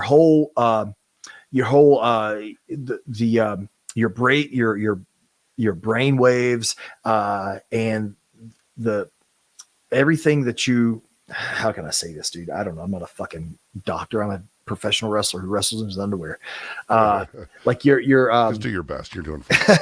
the substance in your brain, whatever it is, I can't think of it, is trying to acclimate itself to the Zoloft, to the medication, and it will take a few weeks. Right. He said it could take 4 to 6 weeks, and those 4 to 6 weeks were so tough. And I talked to Dr. Judkins, and was like, I don't know if I can do it. He said, look, if you can do it, if you can push through this, I promise you at the end of the 6 weeks, it will completely help you out. And I'll be damned if Zoloft didn't help me out. I like it completely, like I said about the other one, changed my life, and I will forever be on it because it does give me a peace of mind, and it allows me to think more clearly and to think more level-headed. Go ahead, please. Zoloft, which is in the SSRI category of drugs, along with Lexapro. Lexapro is something that I took for a long time, and I made the mistake of being like, I'm okay now. I don't need to take it anymore. So I have an appointment set up because it's been a couple years and it's not going great. But I will say that the Lexapro was incredibly helpful for me. Again, these things take a month or two to work, but I felt the panic, which is my issue, coming on, and I felt it hit a wall. That's the way I felt it. So guys, go talk to somebody. You know, there's all kinds of resources out there, all kinds of phone numbers, all kinds of help you can get. Just ask a doctor, like just say, hey, is this normal? The doctor will set you straight. And if you don't have a doctor who's empathetic, find another doctor. You talked about June 4th or 5th, 2021. This is when it all started. You didn't have that many kind of episodes before that, right, in your life? Well, no, not like that. God, no, not like that. I remember an episode after I had suffered this and realized it was anxiety. I started thinking back on my life. Right, you started doing that. Yeah, like, okay, has this ever happened before? And I remember the match we had, the first match we had with the Bucks, and I remember how important it was to us, to me and Dan, to our careers, and to what our legacy was, because people had been talking about this match for almost 5 years at that point. And I remember laying in bed and I was trying to put this match together, and I could not get it together. I could not think about it. And all this pressure you put on yourself. For no reason. Yep. Right, yeah. And I could not get this match done. And I pride myself on being able to structure matches pretty fluidly, I guess. And I could not get this one down. And I remember, like, it was, I don't know, 1 a.m, and I was trying to go to sleep, but I was also trying to think about the match at the same time. And I woke Maria up and I was crying, dude. I was crying. I was in tears because of this match. And I was like, babe, I can't get this match down, and now I can't go to sleep. I don't know what's wrong with me. So I think I had an episode then, but I didn't recognize it at the time. And again, people were going to say, oh, well, wrestling's stressful for Dax. But I have the same feeling you would feel the same way if you're like a metal worker and you had a big metalworking project the next day. You would you wanted to be the best. I ask if it happened previously because a lot of us, I think, possibly underestimate the impact that the quarantine and the pandemic had on mental health. It was a very weird time. We were shuttered in our houses in fear, not knowing what was going to happen. It certainly affected your children out there, guys, but it also affects us because we're talking June 4th, 2021. You're still kind of experiencing, very much the effects of the pandemic, streets that are empty, stores that are empty, just the weirdest airports. You're flying and you're having a different flying experience than you've ever had before. There's no underestimating the triggering that has caused in many people. And think about it. I'm gonna specifically for me. I went from traveling every single week. I was on the road 4 and 5 days a week, sleeping 5 hours a night, maybe. And then waking up early on Tuesday mornings like 5 a.m., jumping on a flight, going home, pounding caffeine to stay awake all night so I could hang out with my family, sleeping a few hours the next day so I could wake up to cook Finley breakfast, to be a father for one full day, right? And then trying to fall asleep, but not being able to that night because I'm thinking, okay, I need to make sure that my bags are packed. I got to get ready for the flight tomorrow, and then doing it all over again. I'd done that for 3 straight years, right, in WWE on the main roster. And now it had completely stopped because of the pandemic. Everything had stopped. Everything had changed. So now I'm sitting at home all the time, all day, all day. Yeah. And all you can do at home is I made a shitty home gym for myself, but all you can do is work out at your home gym. If you happen to have that, cook breakfast, lunch, dinner, and go to sleep. And that's it. Yeah. And it walk to your fridge, walk to your bathroom, walk back. Yep. That's all. And that completely changed everything. But after I realized it was anxiety, and I talked to Mega and she helped me out like she never had to. I reached out to a therapist and I started talking to a therapist and explaining, I thought going to a therapist made me weak. I thought going to a therapist, there was no way that this therapist was going to understand what was my problem because it revolved around sleep. I thought that this therapist did not care about me because she only wanted my money. So everything you can think of, that was me. That's what I thought. And I was 100% wrong. She helped me in so many ways. I have so many notes that I kept on my refrigerator for years, for about a year, to read, to make sure if I ever started having doubts or having anxious thoughts, I would read these notes that she'd given me. Right. And talking to her, in talking to her, I tried to find the root or the beginnings of my anxiety and where it stemmed from. And she asked if I was religious. And I said, well, I used to be religious. I said, but I lately have not been. I don't believe in God. I kind of denounced him. And she said, well, what made you change? And I said, well, at the time it was 4 years ago. But 4 years ago, Maria and I had a miscarriage. And I remember Maria and Finley and I were driving to the Mall of Millennia in Orlando, Florida. And Maria had told me all day she hadn't felt good. She was like, I just don't feel right. I don't feel right. And so we can go, I said, we can go to the doctor. No, I'm okay. I don't feel right. And I said, oh, look, let's just go to the mall. Let's have fun, enjoy our day. If you don't feel good, we'll go to the doctor. On the way to the mall, she kept saying, something feels off. And I said, look, we're going to the hospital right now and we're going to make sure everything's okay. And then we're going to enjoy the rest of our day, because it would give her a peace of mind to hear them say, oh, you're fine. Her and I were just talking about this last night. We went to the hospital or the ER, and they sat us down or whatever, and we were sitting there, and I'm not kidding, dude. As soon as they said Maria Harwood and she stood up, she looked at me with the most fear that she possibly could in her eyes, and she ran to the bathroom. I'm sorry for interrupting the show right now, but I'm going to go ahead and say this is a trigger warning. Dax is about to talk about some very personal stuff. It's graphic. It has to do with his wife losing their baby. And it is graphic, and it might not be for everybody. So if this is something that you want to skip, go ahead and skip maybe 2 or 3 minutes ahead. And I followed her to the bathroom. She had the door shut. She said, don't let Finley come in here. And so I told Finley to stay outside. And after a couple of minutes, I heard her crying, and I opened the door. And this is going to be very graphic, so you can mute it or stop it or whatever. But in her hand, she was holding a pool of blood, and she was holding our little 4-inch baby. And she was so afraid.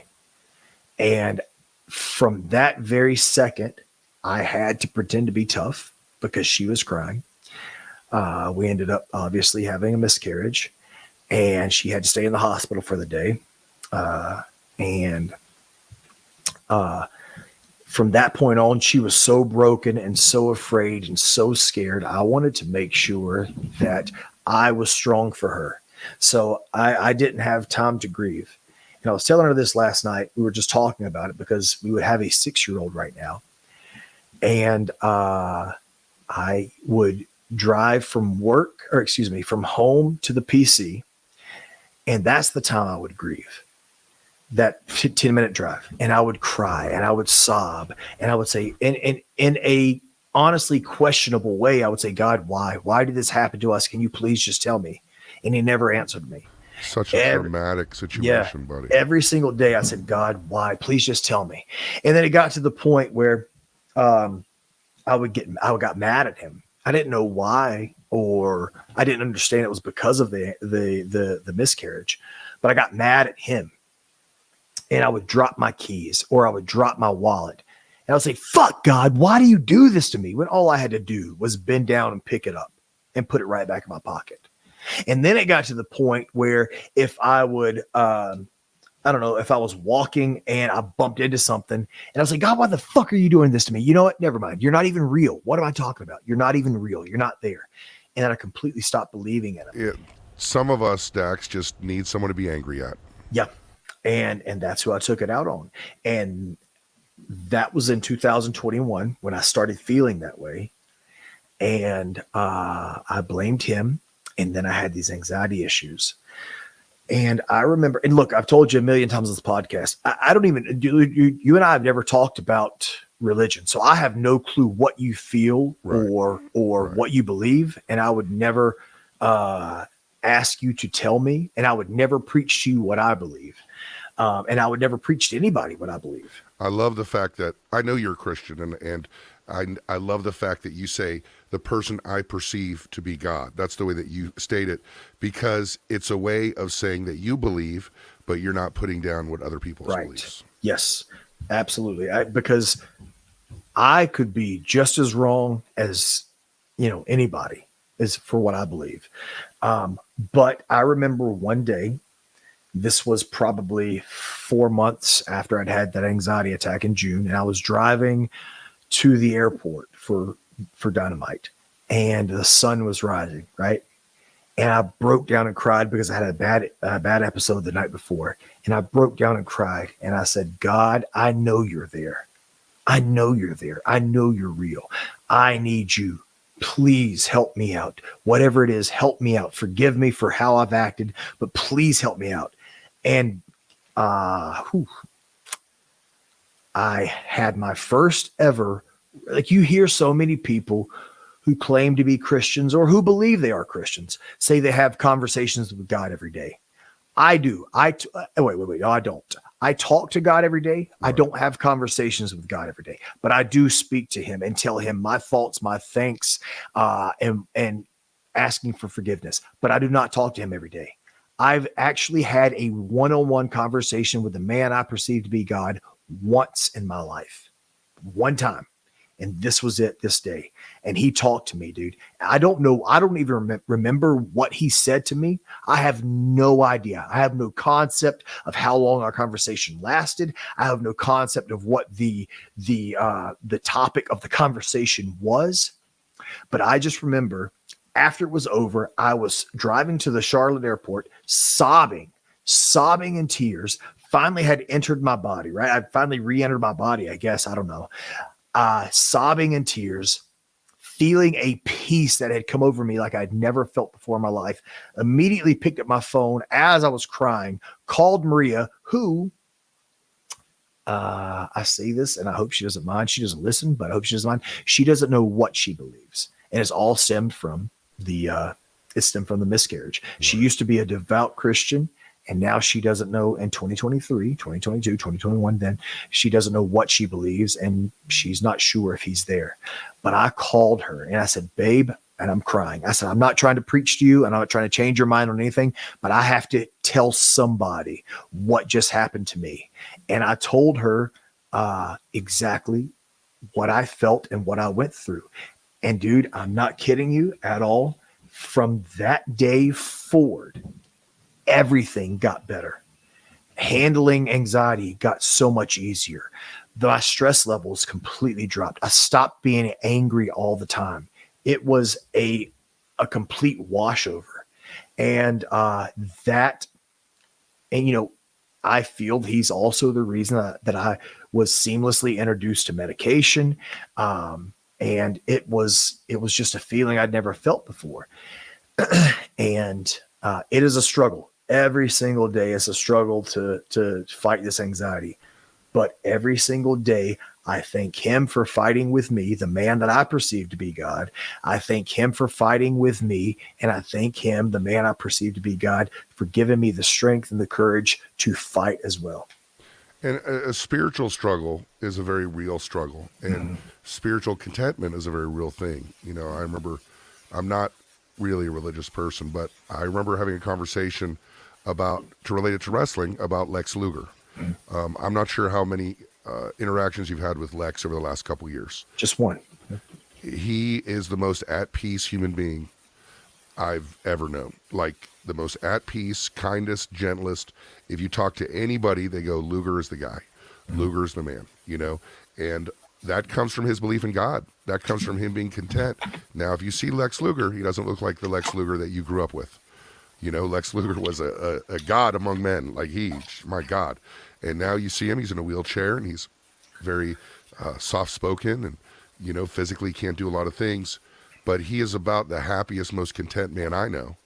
And in talking to Conrad Thompson about it, he's like, God came through for him. And however you take God to mean, Yep. it works for Lex Luger, man. And and it's a beautiful thing.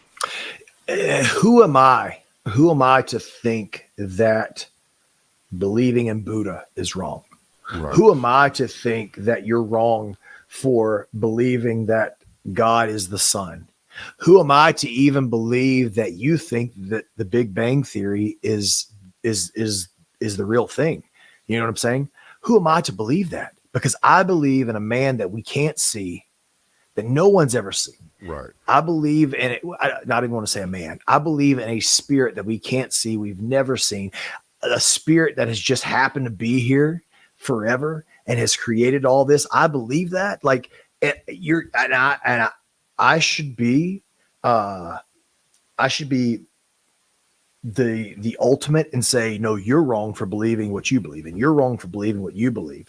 No, dude, like I said, the man I perceive to be God, the spirit I perceive to be God has helped me and saved me. Right. And at the end of the day, and that's real, and there's no arguing it.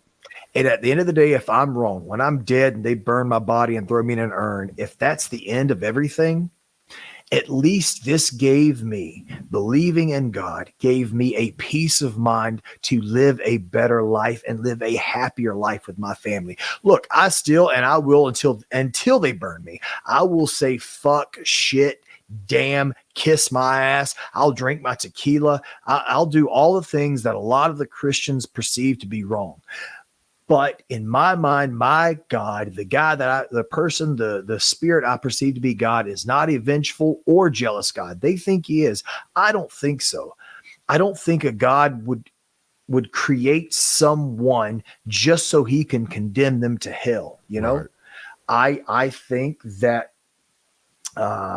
God gives us the choices to be good human beings. And I'm trying to be a good human being. I try to be a better human being every day. And my bout with anxiety has brought me closer to that feeling, that spiritual feeling, and has allowed me to live a better life, a more comfortable life for me.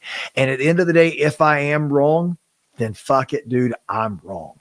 At the end of the day, if Buddha is right, he's right. He was right, or they are right. At the end of the day, if there's nothing there, that's okay, because my God, the thing that I perceive to be God, gave me a peace of mind and fought through anxiety with me. And a lot of great stuff. We're going to get to some questions. Yep. We have a big announcement about the future of the podcast coming up just around the corner. Before we do, we're going to do the most difficult ever transition to a Blue Chew commercial of all time. So, Speaking of God, my speaking of- God, oh my God, he, there's nothing- listen if to you're me. looking for a miracle, Yes, if you're looking for a miracle, my God created Blue Chew just for you. he, and God also created sex, and guys, remember the days when you were always ready to go? Now you can increase your performance and get that extra confidence in bed. Listen up. It's bluechew.com. Guys, you can think of it like mental health for your dick. You know what I'm saying? Like it's I'm trying, Dax. I got nothing. Blue Chew is a unique online service that delivers the same active ingredients as Viagra, Cialis, and Levitra, but in chewable tablets and a fraction of the cost. And it does work. You can take them anytime, day or night, so you can plan ahead or be ready when the opportunity arises. So it's quick acting, guys. The process is simple. If you haven't done it yet, do it today. Sign up at bluechew.com. You consult with one of their licensed medical providers, and once you're approved, you receive your prescription within days. The best part, it's all done online. So no visits to the doctor's office, no awkward conversations, and no waiting in line at the pharmacy. None of that. And they're made in the USA. And they're prepared and shipped direct to your door in a discreet package. When I used to host with Regal, I felt funny about saying that, like made in the USA is like this great thing, because I didn't want to insult England, but it is made in the USA, and it is something that we know works, and Blue Chew wants to help you have better sex. Discover your options at bluechew.com. Chew it and do it. And, of course, we've got a special deal for our listeners. Try Blue Chew free when you use promo code DAX at checkout. Just pay $5 shipping. That's bluechew.com, promo code DAX to receive your first month free. Today's your day, guys. Visit bluechew.com for more details and important safety information. And we thank Blue Chew for sponsoring the podcast. I don't know if there's anything else we need to say about Blue Chew. They have been such a great sponsor of ours, our most consistent sponsor, and it's something that you use, something that you like, and we definitely want to thank them for sponsoring the podcast. Yep. On the 8th day, my God created Blue Chew, and he created, I think, specifically for me. No ED here at all, not yet at least. But the ED I do have is, I'm trying to think of a word E and a word D, and I can't think of anything, but I will just say Maria's got a fat Greek ass, and I love it. And I don't need Blue Chew, but I love having it because I love pleasing her. There we go. There we go. And guys, that's the Blue Chew transition. So there you have it. So a couple questions on Twitter. I know you have a couple, and then I also have a couple. There's one that I wanted to answer because it sounds like it's from someone young. Have gained a lot of weight recently and have not much motivation for going to gym.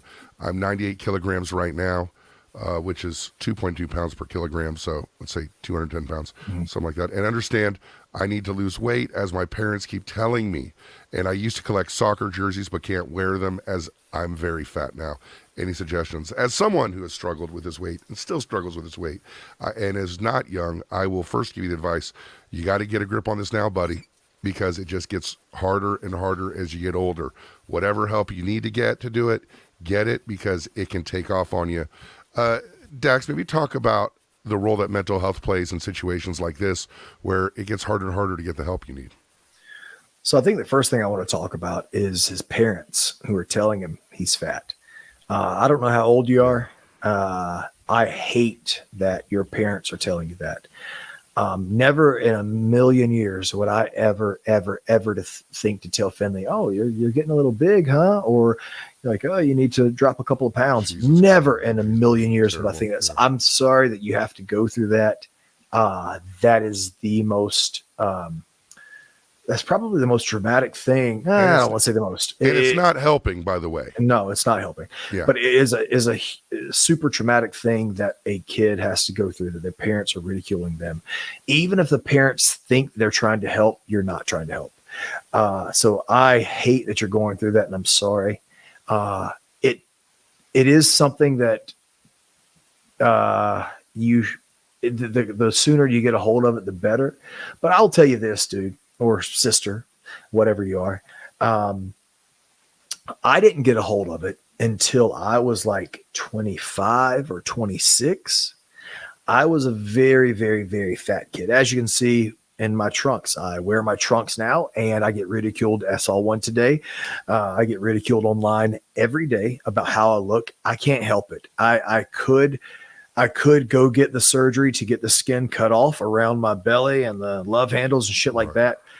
But if I did that, I'd have to take 4 months off or something. I looked into it as we were taking the 2 months off, but I would have had to take 2 months off completely from the gym and then a few more months to work my way back up. So it is a process and it does suck. So if you're not ready to do it yet, don't do it.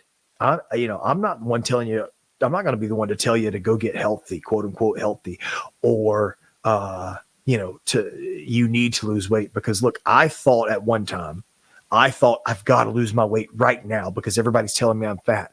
So you know what I did? I stuck my finger down my throat, made myself throw up for 2 or 3 months straight. Oh, wow. And I was completely bulimic, and that's obviously not a healthy lifestyle. Right. Wow. I didn't know that. Yeah. Me and at the time, my best bud, he was living with me and my father and my stepmother because his family had kicked him out, and he lived with us, and he was kind of overweight as well. And he showed me how to do it, and how he did it, and how he'd lost weight. And so I started doing it. And I did lose weight. I lost a lot of weight, but I was completely unhealthy. I also lost a lot of muscle mass too. Right. But what I would say is, if you're not ready to do it, don't do it. Don't live your life for anybody else. Don't live your life for what other people perceive to be, aesthetically pleasing. I had to learn that the hard way because there were times in my WWE career where I would starve myself. Matt, you and I've talked about it. I would starve myself. In the first few weeks, the first month, I started looking better. And then I continued to starve myself. And then I started looking worse because I lost all my muscle mass. I would be super flabby, which I know I still am. So Twitter, you can say whatever you want, but I would be super flabby, super soft. And it was a complete wreck. Don't do it until you're ready. When you're ready to lose the weight, that's when you do it. And I said right away, it can get away from you because it does. It is a habit that forms over a course of time. But the real issue, I think, is what Dax is saying. The most important thing is how you feel about yourself. Mm-hmm. And if it makes you feel bad about yourself, that's where to start. Start from the inside out. Do you have a question from Twitter, Dax? I do. This is from @Bell Sereno, BELLESERRANO. Her name is Belinda Sereno. She said, is there a correlation between anxiety and being so passionate about something that it becomes detrimental to us? Or are those two separate things? Yeah. Yeah, absolutely. That's where my anxiety exploded, was because of being so passionate about wrestling. And I felt, like I've said on this podcast, 2020, 2021 in AEW, I felt that our potential wasn't being met. I felt we weren't getting the opportunities that I thought we should. I felt that we were a backdrop to MJF and to the Pinnacle. And I felt that Tony, this is what I felt. It's not a shot at anybody. Yeah, so it's in your head. Yeah. I felt that Tony didn't look at us like a great tag team or stars. And so I put all that pressure on myself to try to be great and try to be the best. That's just what exploded. That's where the volcano just erupted. And that was the key to it all. That was, again, finding that out through therapy. And what my therapist told me was I was a perfectionist, which is absolutely true. And I'd never thought about that before. She said, you're trying to be the perfect father, which is unattainable. You're trying to be the perfect husband, which is unattainable. You're trying to be the perfect wrestler, completely unattainable. You're trying to have the perfect wrestling match, unattainable. You're trying to be the best human, unattainable, because I was trying to be perfect at all these things. And so when you set your vision, especially things you're passionate about, when you set your vision, your mindset to perfection, it's always going to be unattainable. So you're always going to look down on yourself. And then that also tied into my sleep. She said, you're trying to have the perfect sleep, And that's unattainable because there is no perfect sleep. The doctors say get 7 to 8 to 9 hours, whatever it is, of sleep at night. But who, for who? Who is that optimal for? Yeah. You know, it may be optimal for you, Matt, to sleep 6 hours a night. It may be optimal for me that I need to sleep 10 hours a night. Right. But there is no optimal sleep, and there's no perfect sleep. The same thing with everything in life. You can't reach perfection. But when you set yourself up to reach that perfection, whether it's because you're passionate about something or you want to be the best at your job or whatever it is, you're never going to reach that. And that's going to completely wear you down and beat you down. We have a lot of our huge fans who ask questions. Jackie Rodriguez, big fan of FTR in the show, asked a question about stigma. I think we've addressed that and about the difference between anxiety and just day-to-day peaks and valleys. But I wanted to get to Bev's question, who's another big FTR fan. This is a great question. What do you do physically, i.e. breathing techniques, to calm your body down during an anxiety panic attack? And she says, P.S., whatever your decision is, I hope it makes you happy because she's the best. Yeah. But what is it that you do now? Anxiety comes up. What is the process? I try to get into a comfortable position, and then a couple of different things. One, the breathing techniques that I use is I will breathe in for 6 seconds. I will hold I'm so sorry. I will breathe in for 4 seconds. I will hold for 4 seconds, and then I will release for 8 seconds. And I will do that until I finally calm down a bit. I will also put my mindset at something that gives me peace, whether it's me and Maria and Finley at a coffee shop or something like that. Also, something that really, really, really helped me out a lot was there were 2 different apps. It was the Calm app, which is a free app, if I'm not mistaken, or it was at the time that I did download it. It was the Calm app, which will help talk you through an anxiety attack and talk you through some sleepless times. And this app called the Aura app. The Aura app is $60 a year, but I continuously subscribe to it just in case. They have therapists, they have licensed therapists on there to help talk you down from anxiety attack, from panic attack, from stressful situations, from sleepless nights. They help you with breathing techniques. It really, really helped me out a lot. Like I said, this Aura, AURA, the Aura app, and the Calm app. The Calm app was great at first, but when I needed something a little deeper, the Aura app really, really, really helped me out a lot. Do you want to take one more question before we get to the big announcement? Or do you want to read one? Yeah, you can read one if you got one. Yeah. Okay, so this is from Kristen Summerall, the great Gherkin on Twitter. Did you ever experience backlash / negative reactions or opinions when you started taking medication? And how did you deal with it? Yes, I did. And that was, one for myself because of the connotations that I had about it, or that I thought I had about it. Right. And my wife had to tell me, she said her exact words were, this medication was specifically made for you. This medication was made for you and for people like you to help you with this situation. And she said there were scientists, who spent years and years and years and millions of dollars to come up with this just so you could have this, just so you could feel comfortable and you could feel better. And I was like, holy shit, she's right. But then some of my older friends, older family members, they would say things. Well, why do you need that? Like, are you going crazy? I mean, I'm not kidding. I got right, that. Like, are you going crazy? Yeah. And they didn't mean it in a joking or like a dismissive way or derogatory way.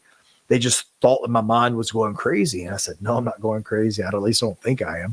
Or I would hear with, oh, well, you don't want to get hooked on that, or like, you don't want to take that for the rest of your life. No, I regulated myself to thinking if I have to take this for the rest of my life, that's totally okay with me. I'll be fine. If I have to take Klonopin for the rest of my life and Zoloft for the rest of my life, which I do plan on taking for the rest of my life, if I have to, that's fine. Because you know why? Because right now in this moment, as I'm living with my perfect wife and my beautiful, perfect little daughter, I'm giving them a better me because of that medication. Right. If, who knows if I'll even live to 80 years old. I could walk out this door today and somebody could drive by and shoot me right in the fucking head and I'm dead, right? And if I didn't have this medication for the last 2 years, I couldn't have given them Right. a more calm, peaceful me, and a better life.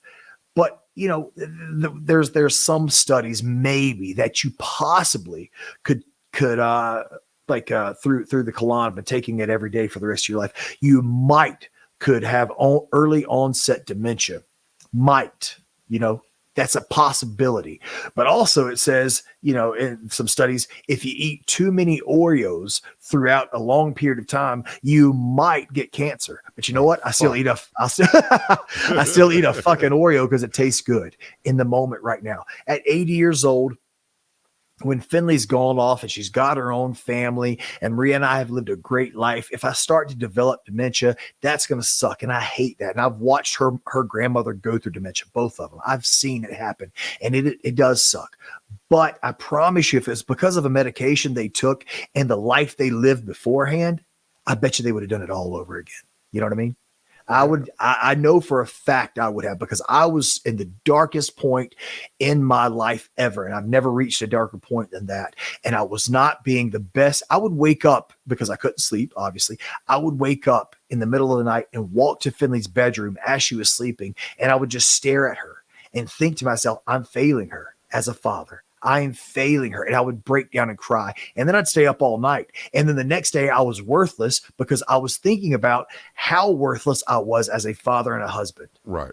So if this medication is helping me right now and for 20 and 30 and 40 years to come, I'll take my chances on early onset dementia. And then at 80 years old, and if I do have it, you all can give me shit for it. And that's okay too, because I gave them a better life as we were living it. And just something to think about out there, if you're considering medication, or if you're like Dax and you tried medication and people are going, hey, what's wrong? Are you crazy? Hey, what's this? Hey, you shouldn't do that. It's going to change your brain, all that. These people don't know shit. Like they don't. Like it's like if they're like, oh, you're doing that cancer medication, that's going to make you don't know. Yeah. You don't know anything. No There's always this thing, the most powerful or the worst thing in the world is someone with a little bit of knowledge, which is all of us now, because we can just Google shit. And now I'm like, well, the deal with Zoloft, which we'll talk about in a little bit. In just a second, for sure. But just know, if you need medication, take medication. This shit's been around for a while now, and you can actually go to different doctors and get different opinions. But more and more, it's helpful. It's helped me. It's helped my son. It's helped my friend Dax, and it's helped a multiple of kids that I've worked with who have had suicidal ideation or even suicide attempts or hospitalization due to mental health issues. Medication helps. If you think it's a crutch, so's Advil when my neck hurts. Okay, you don't know. So before we get to the announcement, and one more brief plug. Anything else you want to talk about when it comes to anxiety? We've talked about doing the show for a long time, and now's your chance. No, there's so much stuff I want to talk about. I know I'm going to miss out on a lot, and I'm going to think about it. It's like, shit, I wish I would have said this. I've talked about the importance of medication and how it helps you in the moment. I've talked about my issues with anxiety. And therapy. And how realizing that you're not alone is so helpful. I guess to leave anxiety on one note, and it's so much easier said than done, but just understand that these anxious thoughts are not going to stay with you forever. They may come and go, and that's okay, because that's human nature, but they're not going to stay with you forever. So whatever you're feeling, whatever you're thinking, tomorrow may be better. Tomorrow might be a better day. It's not going to stay with you forever. And if tomorrow is not a better day, well, then just fight. Just keep fighting, because the more you fight, the more maybe the next day would be better. And if it's not, that's okay too. We'll get there. Yeah. We'll get there till we are better.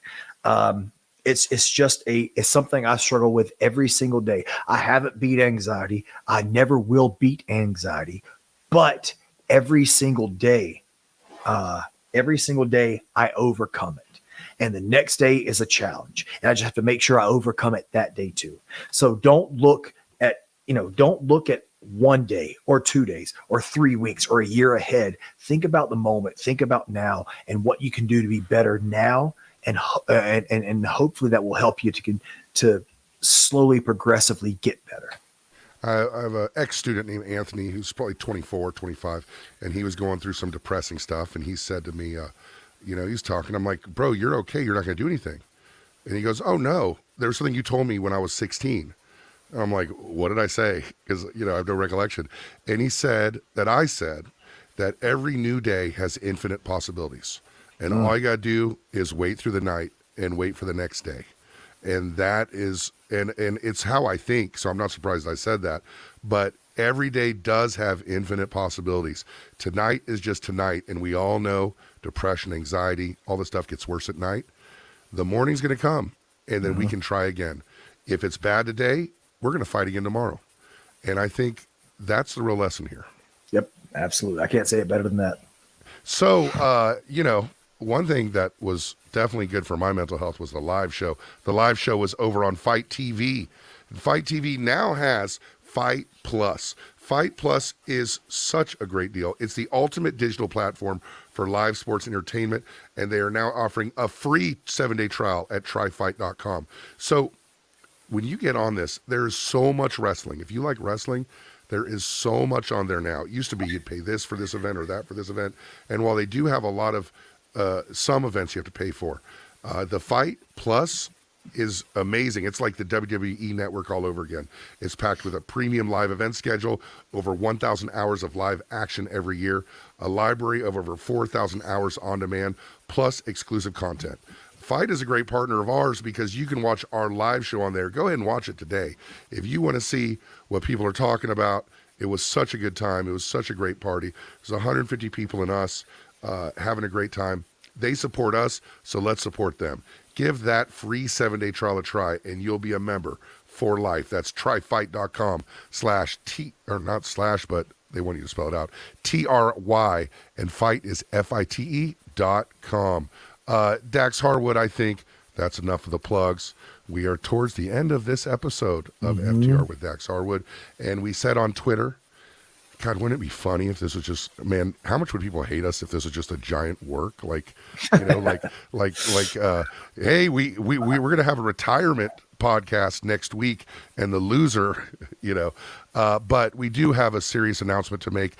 Dax Harwood, would you like to make that announcement? I guess so. So when we started this podcast, we just wanted to do good for wrestling. I was looking forward to, and I still do, and I still did, looking forward to bringing my thoughts on psychology, in-ring action, what I thought was good wrestling, my love for Bret Hart, and break down some of the things that we had done in our career and some of our biggest moments. Never in a million years. I knew that we would probably ruffle a few feathers, and I think, we were playing on some feather ruffling, but and bad, I know that. I know that I can, but I wanted to read a text really quick from Dan, from Cash. And I asked him, I said, do you mind if I read this on the show? And he said, absolutely not. Sorry, I have to look it up. But as you look it up, go ahead and if you get on Twitter, look up Cash's recent tweets about everything. He's really got away with words. Yeah. So he sent me a text after the tweets from Saturday morning. He was checking on me to make sure everything was okay. And he said, I told him what was going on. He said, that sucks, man. I'm sorry, brother. He said, but I want you to know history is going to remember all this very differently when it's all said and done. By the time we're retired and set, the truth will come out and you'll be one of the ones people respect for actually being transparent and honest. And add to that, I said you have more integrity than pretty much anyone else in wrestling and are one of the few not afraid to speak the truth without hiding behind a source. And that to me meant more to me than almost anything else we've ever had in our, 10-year friendship. Because that's it, man. I, to a fault, have stood up for what I believe in. And to a fault, I speak my truth. Never, like I said before, have I pointed out or singled out one person and talked shit about them except for Road Dogg. I did, but I felt like I owed him that. And I could be wrong. I probably didn't. I probably should have just not said a word, but that's just not how I operate. I had an opportunity to spill my heart of how he made me feel and how he made me feel so minuscule and so small. I had to let people know. Other than that, I never have talked bad about anyone that I work with. Poor Cassio. Oh yeah. Well, speaking of that, now we can tell him it was all a work. Yeah. Cassio, we love you, man. Yeah, you know that. I was never mad at you. Dax dude. wasn't really that mad at you. Our plan was to work you and then see you in real life and then me buy you a drink, but we never got to that. Really, when we look back at this, and I've had conversations today with people about this, I can't really think of anything on the podcast that's been said or done that was mean-spirited or even worth apologizing for, quite honestly. Nope. The only thing I should apologize for is how the journalists and the news sites took a section of something I said and made it seem like I was such a bad human being. And I want to apologize to not only my fans. Oh God, I'm getting emotional. I don't want to just apologize to my fans.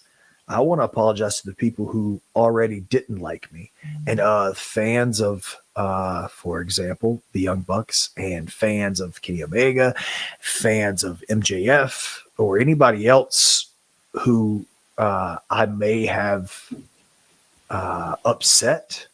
I want to apologize to them because I never wanted you to hate me so much, that you would say some of the things you said to me. And going into this podcast, I never thought that would happen.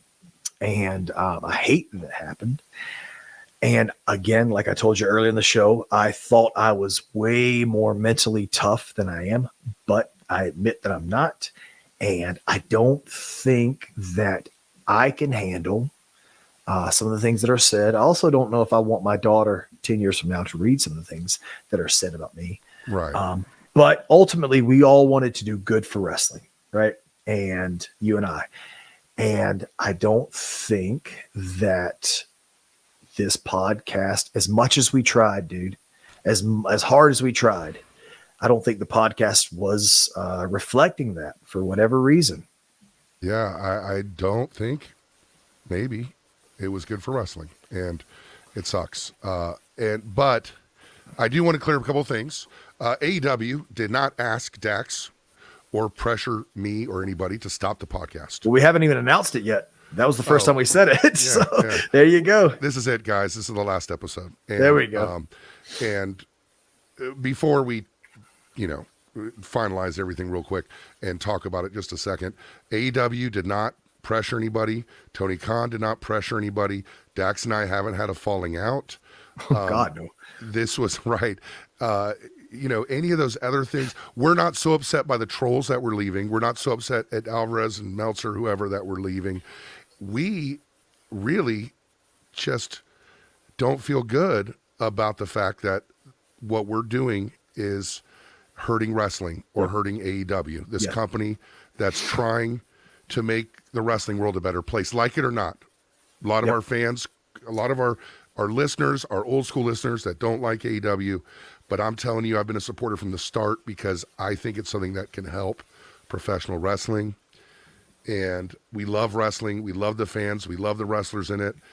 And we flew kind of close to the sun, and we really thought, hey, we can just talk about modern stuff. And apparently that we made life difficult for some people, and we didn't want to do that at all. Yep. And I don't mean just the people that I worked with. Those are some of the people. But people that I used to work with, fans, I feel like we kind of made life more difficult for them because there are a lot of fans, myself included when I was a fan, where their life did almost revolve around wrestling because they loved it so much. And I was the same way as a kid. And I think we both feel that we were causing more harm than good, even though we were trying to do good.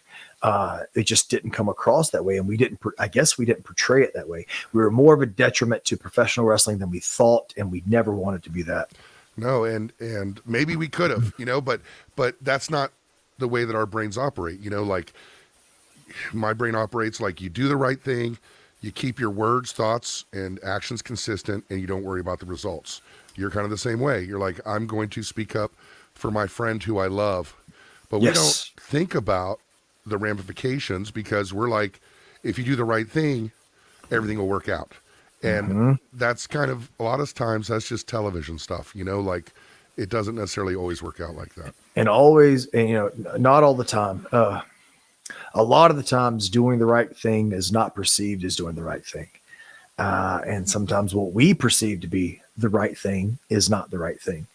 And I think totally subjective, right? Yep. Yeah. And I think you and I towed that line, and we towed it too much. And being a detriment to wrestling fans, to coworkers, people who used to be my coworkers, don't want that. People that I respect, people that I love, like, dude, I got Cash so much heat for because I said CM Punk was my friend and I wanted to wrestle with him. I got Cash heat, and I don't want that. He doesn't deserve that. I don't deserve that. Punk doesn't deserve that. No one deserves that.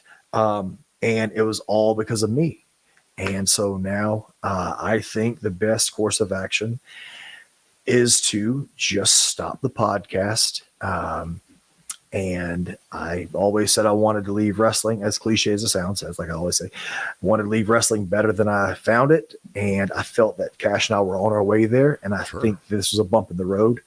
And I'm not saying I will never do this again because I loved it. I loved like this was something I looked forward to doing every day. Yeah. It took me away from real life. I was able to express my passion, my love, my gratuity, or gratitude to wrestling in a way I'd never been able to.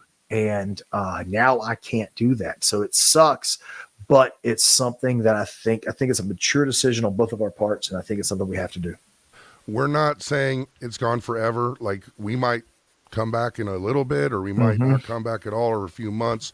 But I will say that Dax Harwood, the idea of Dax Harwood doing a podcast and being on TV every week and being current, talking about current stuff, is an awesome idea. But at the same time, Dax Harwood has 4 years left of a contract of being a professional wrestler. He has 50 years left, hopefully, to do podcasts. So we're going to really, that's the number one thing is focusing on the Dax Harwood, the real life Dax Harwood, and the things that really matter as far as keeping the career going good, doing the things you need to do for your wife and your family, and the podcast being a small part of that. But we don't want to underestimate how much people enjoyed it and how much people listened to it. And all you folks who are out there who, for someone like me who's had a few podcasts, this one hit hard, guys, and I can't personally thank you enough. Everybody's so supportive. I got a little bit of that FTR rub where people just love y'all, and it came over to me, and I can't thank you enough, Dax. But dude, mostly the listeners, and we're not dismissing your wants or your views. We're glad you listen. We're so glad you listen, and it's a successful podcast. It's doing great because of y'all. Dude, I think one of the most rewarding moments, there's multiple moments, but one of the most rewarding moments of my life is going to these meet and greets, having people come up to me, hugging me, and I told you this, crying to me and saying how much my podcast has helped their life or helped their anxiety issues or takes them away from what their real life might be at the current moment. And that's the thing that sucks the most is I'm not going to be able to provide that for people anymore. And I hate that. But in the same token, I think that I can't go on knowing that I'm causing any kind of anguish to anybody. I don't want that. We talked about this before about off air, about being better to people than they are to us, and so we have plenty of opportunity to say, oh, it's this guy's fault or that guy's fault, but it's our fault. That's the best way to go through things, is to say the accountability is with us, and we had an awesome time. Man, we're going to look back fondly on this era of the podcast, and I hope you had a good time as well, Dax. it did add some negativity into your world and also into the wrestling world. We did not mean for that to happen, but we want to leave y'all with some positivity and just know that we hope everybody in wrestling does well. Absolutely. And real quick, FTR with Dax Harwood may be over, but I ain't done with you, dude. You and I are friends. We could start a variety show. We could do a late night talk show. There's so many ideas we could do. I ain't done with you by a long shot. Let's put it like that. This is a great friendship, dude. We're very different on the surface, but we're so similar in so many ways. We appreciate the same things, and also, I have some opportunities coming up, so I'm not done podcasting for sure. Hell yeah! And hopefully we can get some news on that when it happens. But Dax Harwood, as a podcast partner, to do this with your friend is fucking awesome, and it's been a pleasure, my friend. Thank you, dude. It's my pleasure, and I hope that I, for the last 4 or 5 months, at least, enlightened your Sundays recording. Absolutely. Guys, we'll see you soon somewhere, somehow. And thank you, everybody, for listening to FTR with Dax Harwood. Say yeah.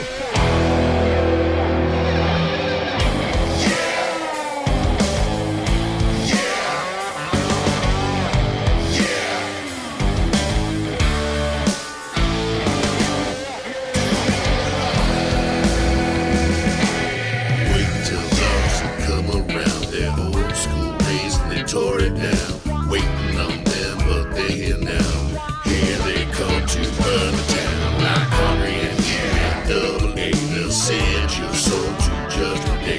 Respect the past and what it say. You better move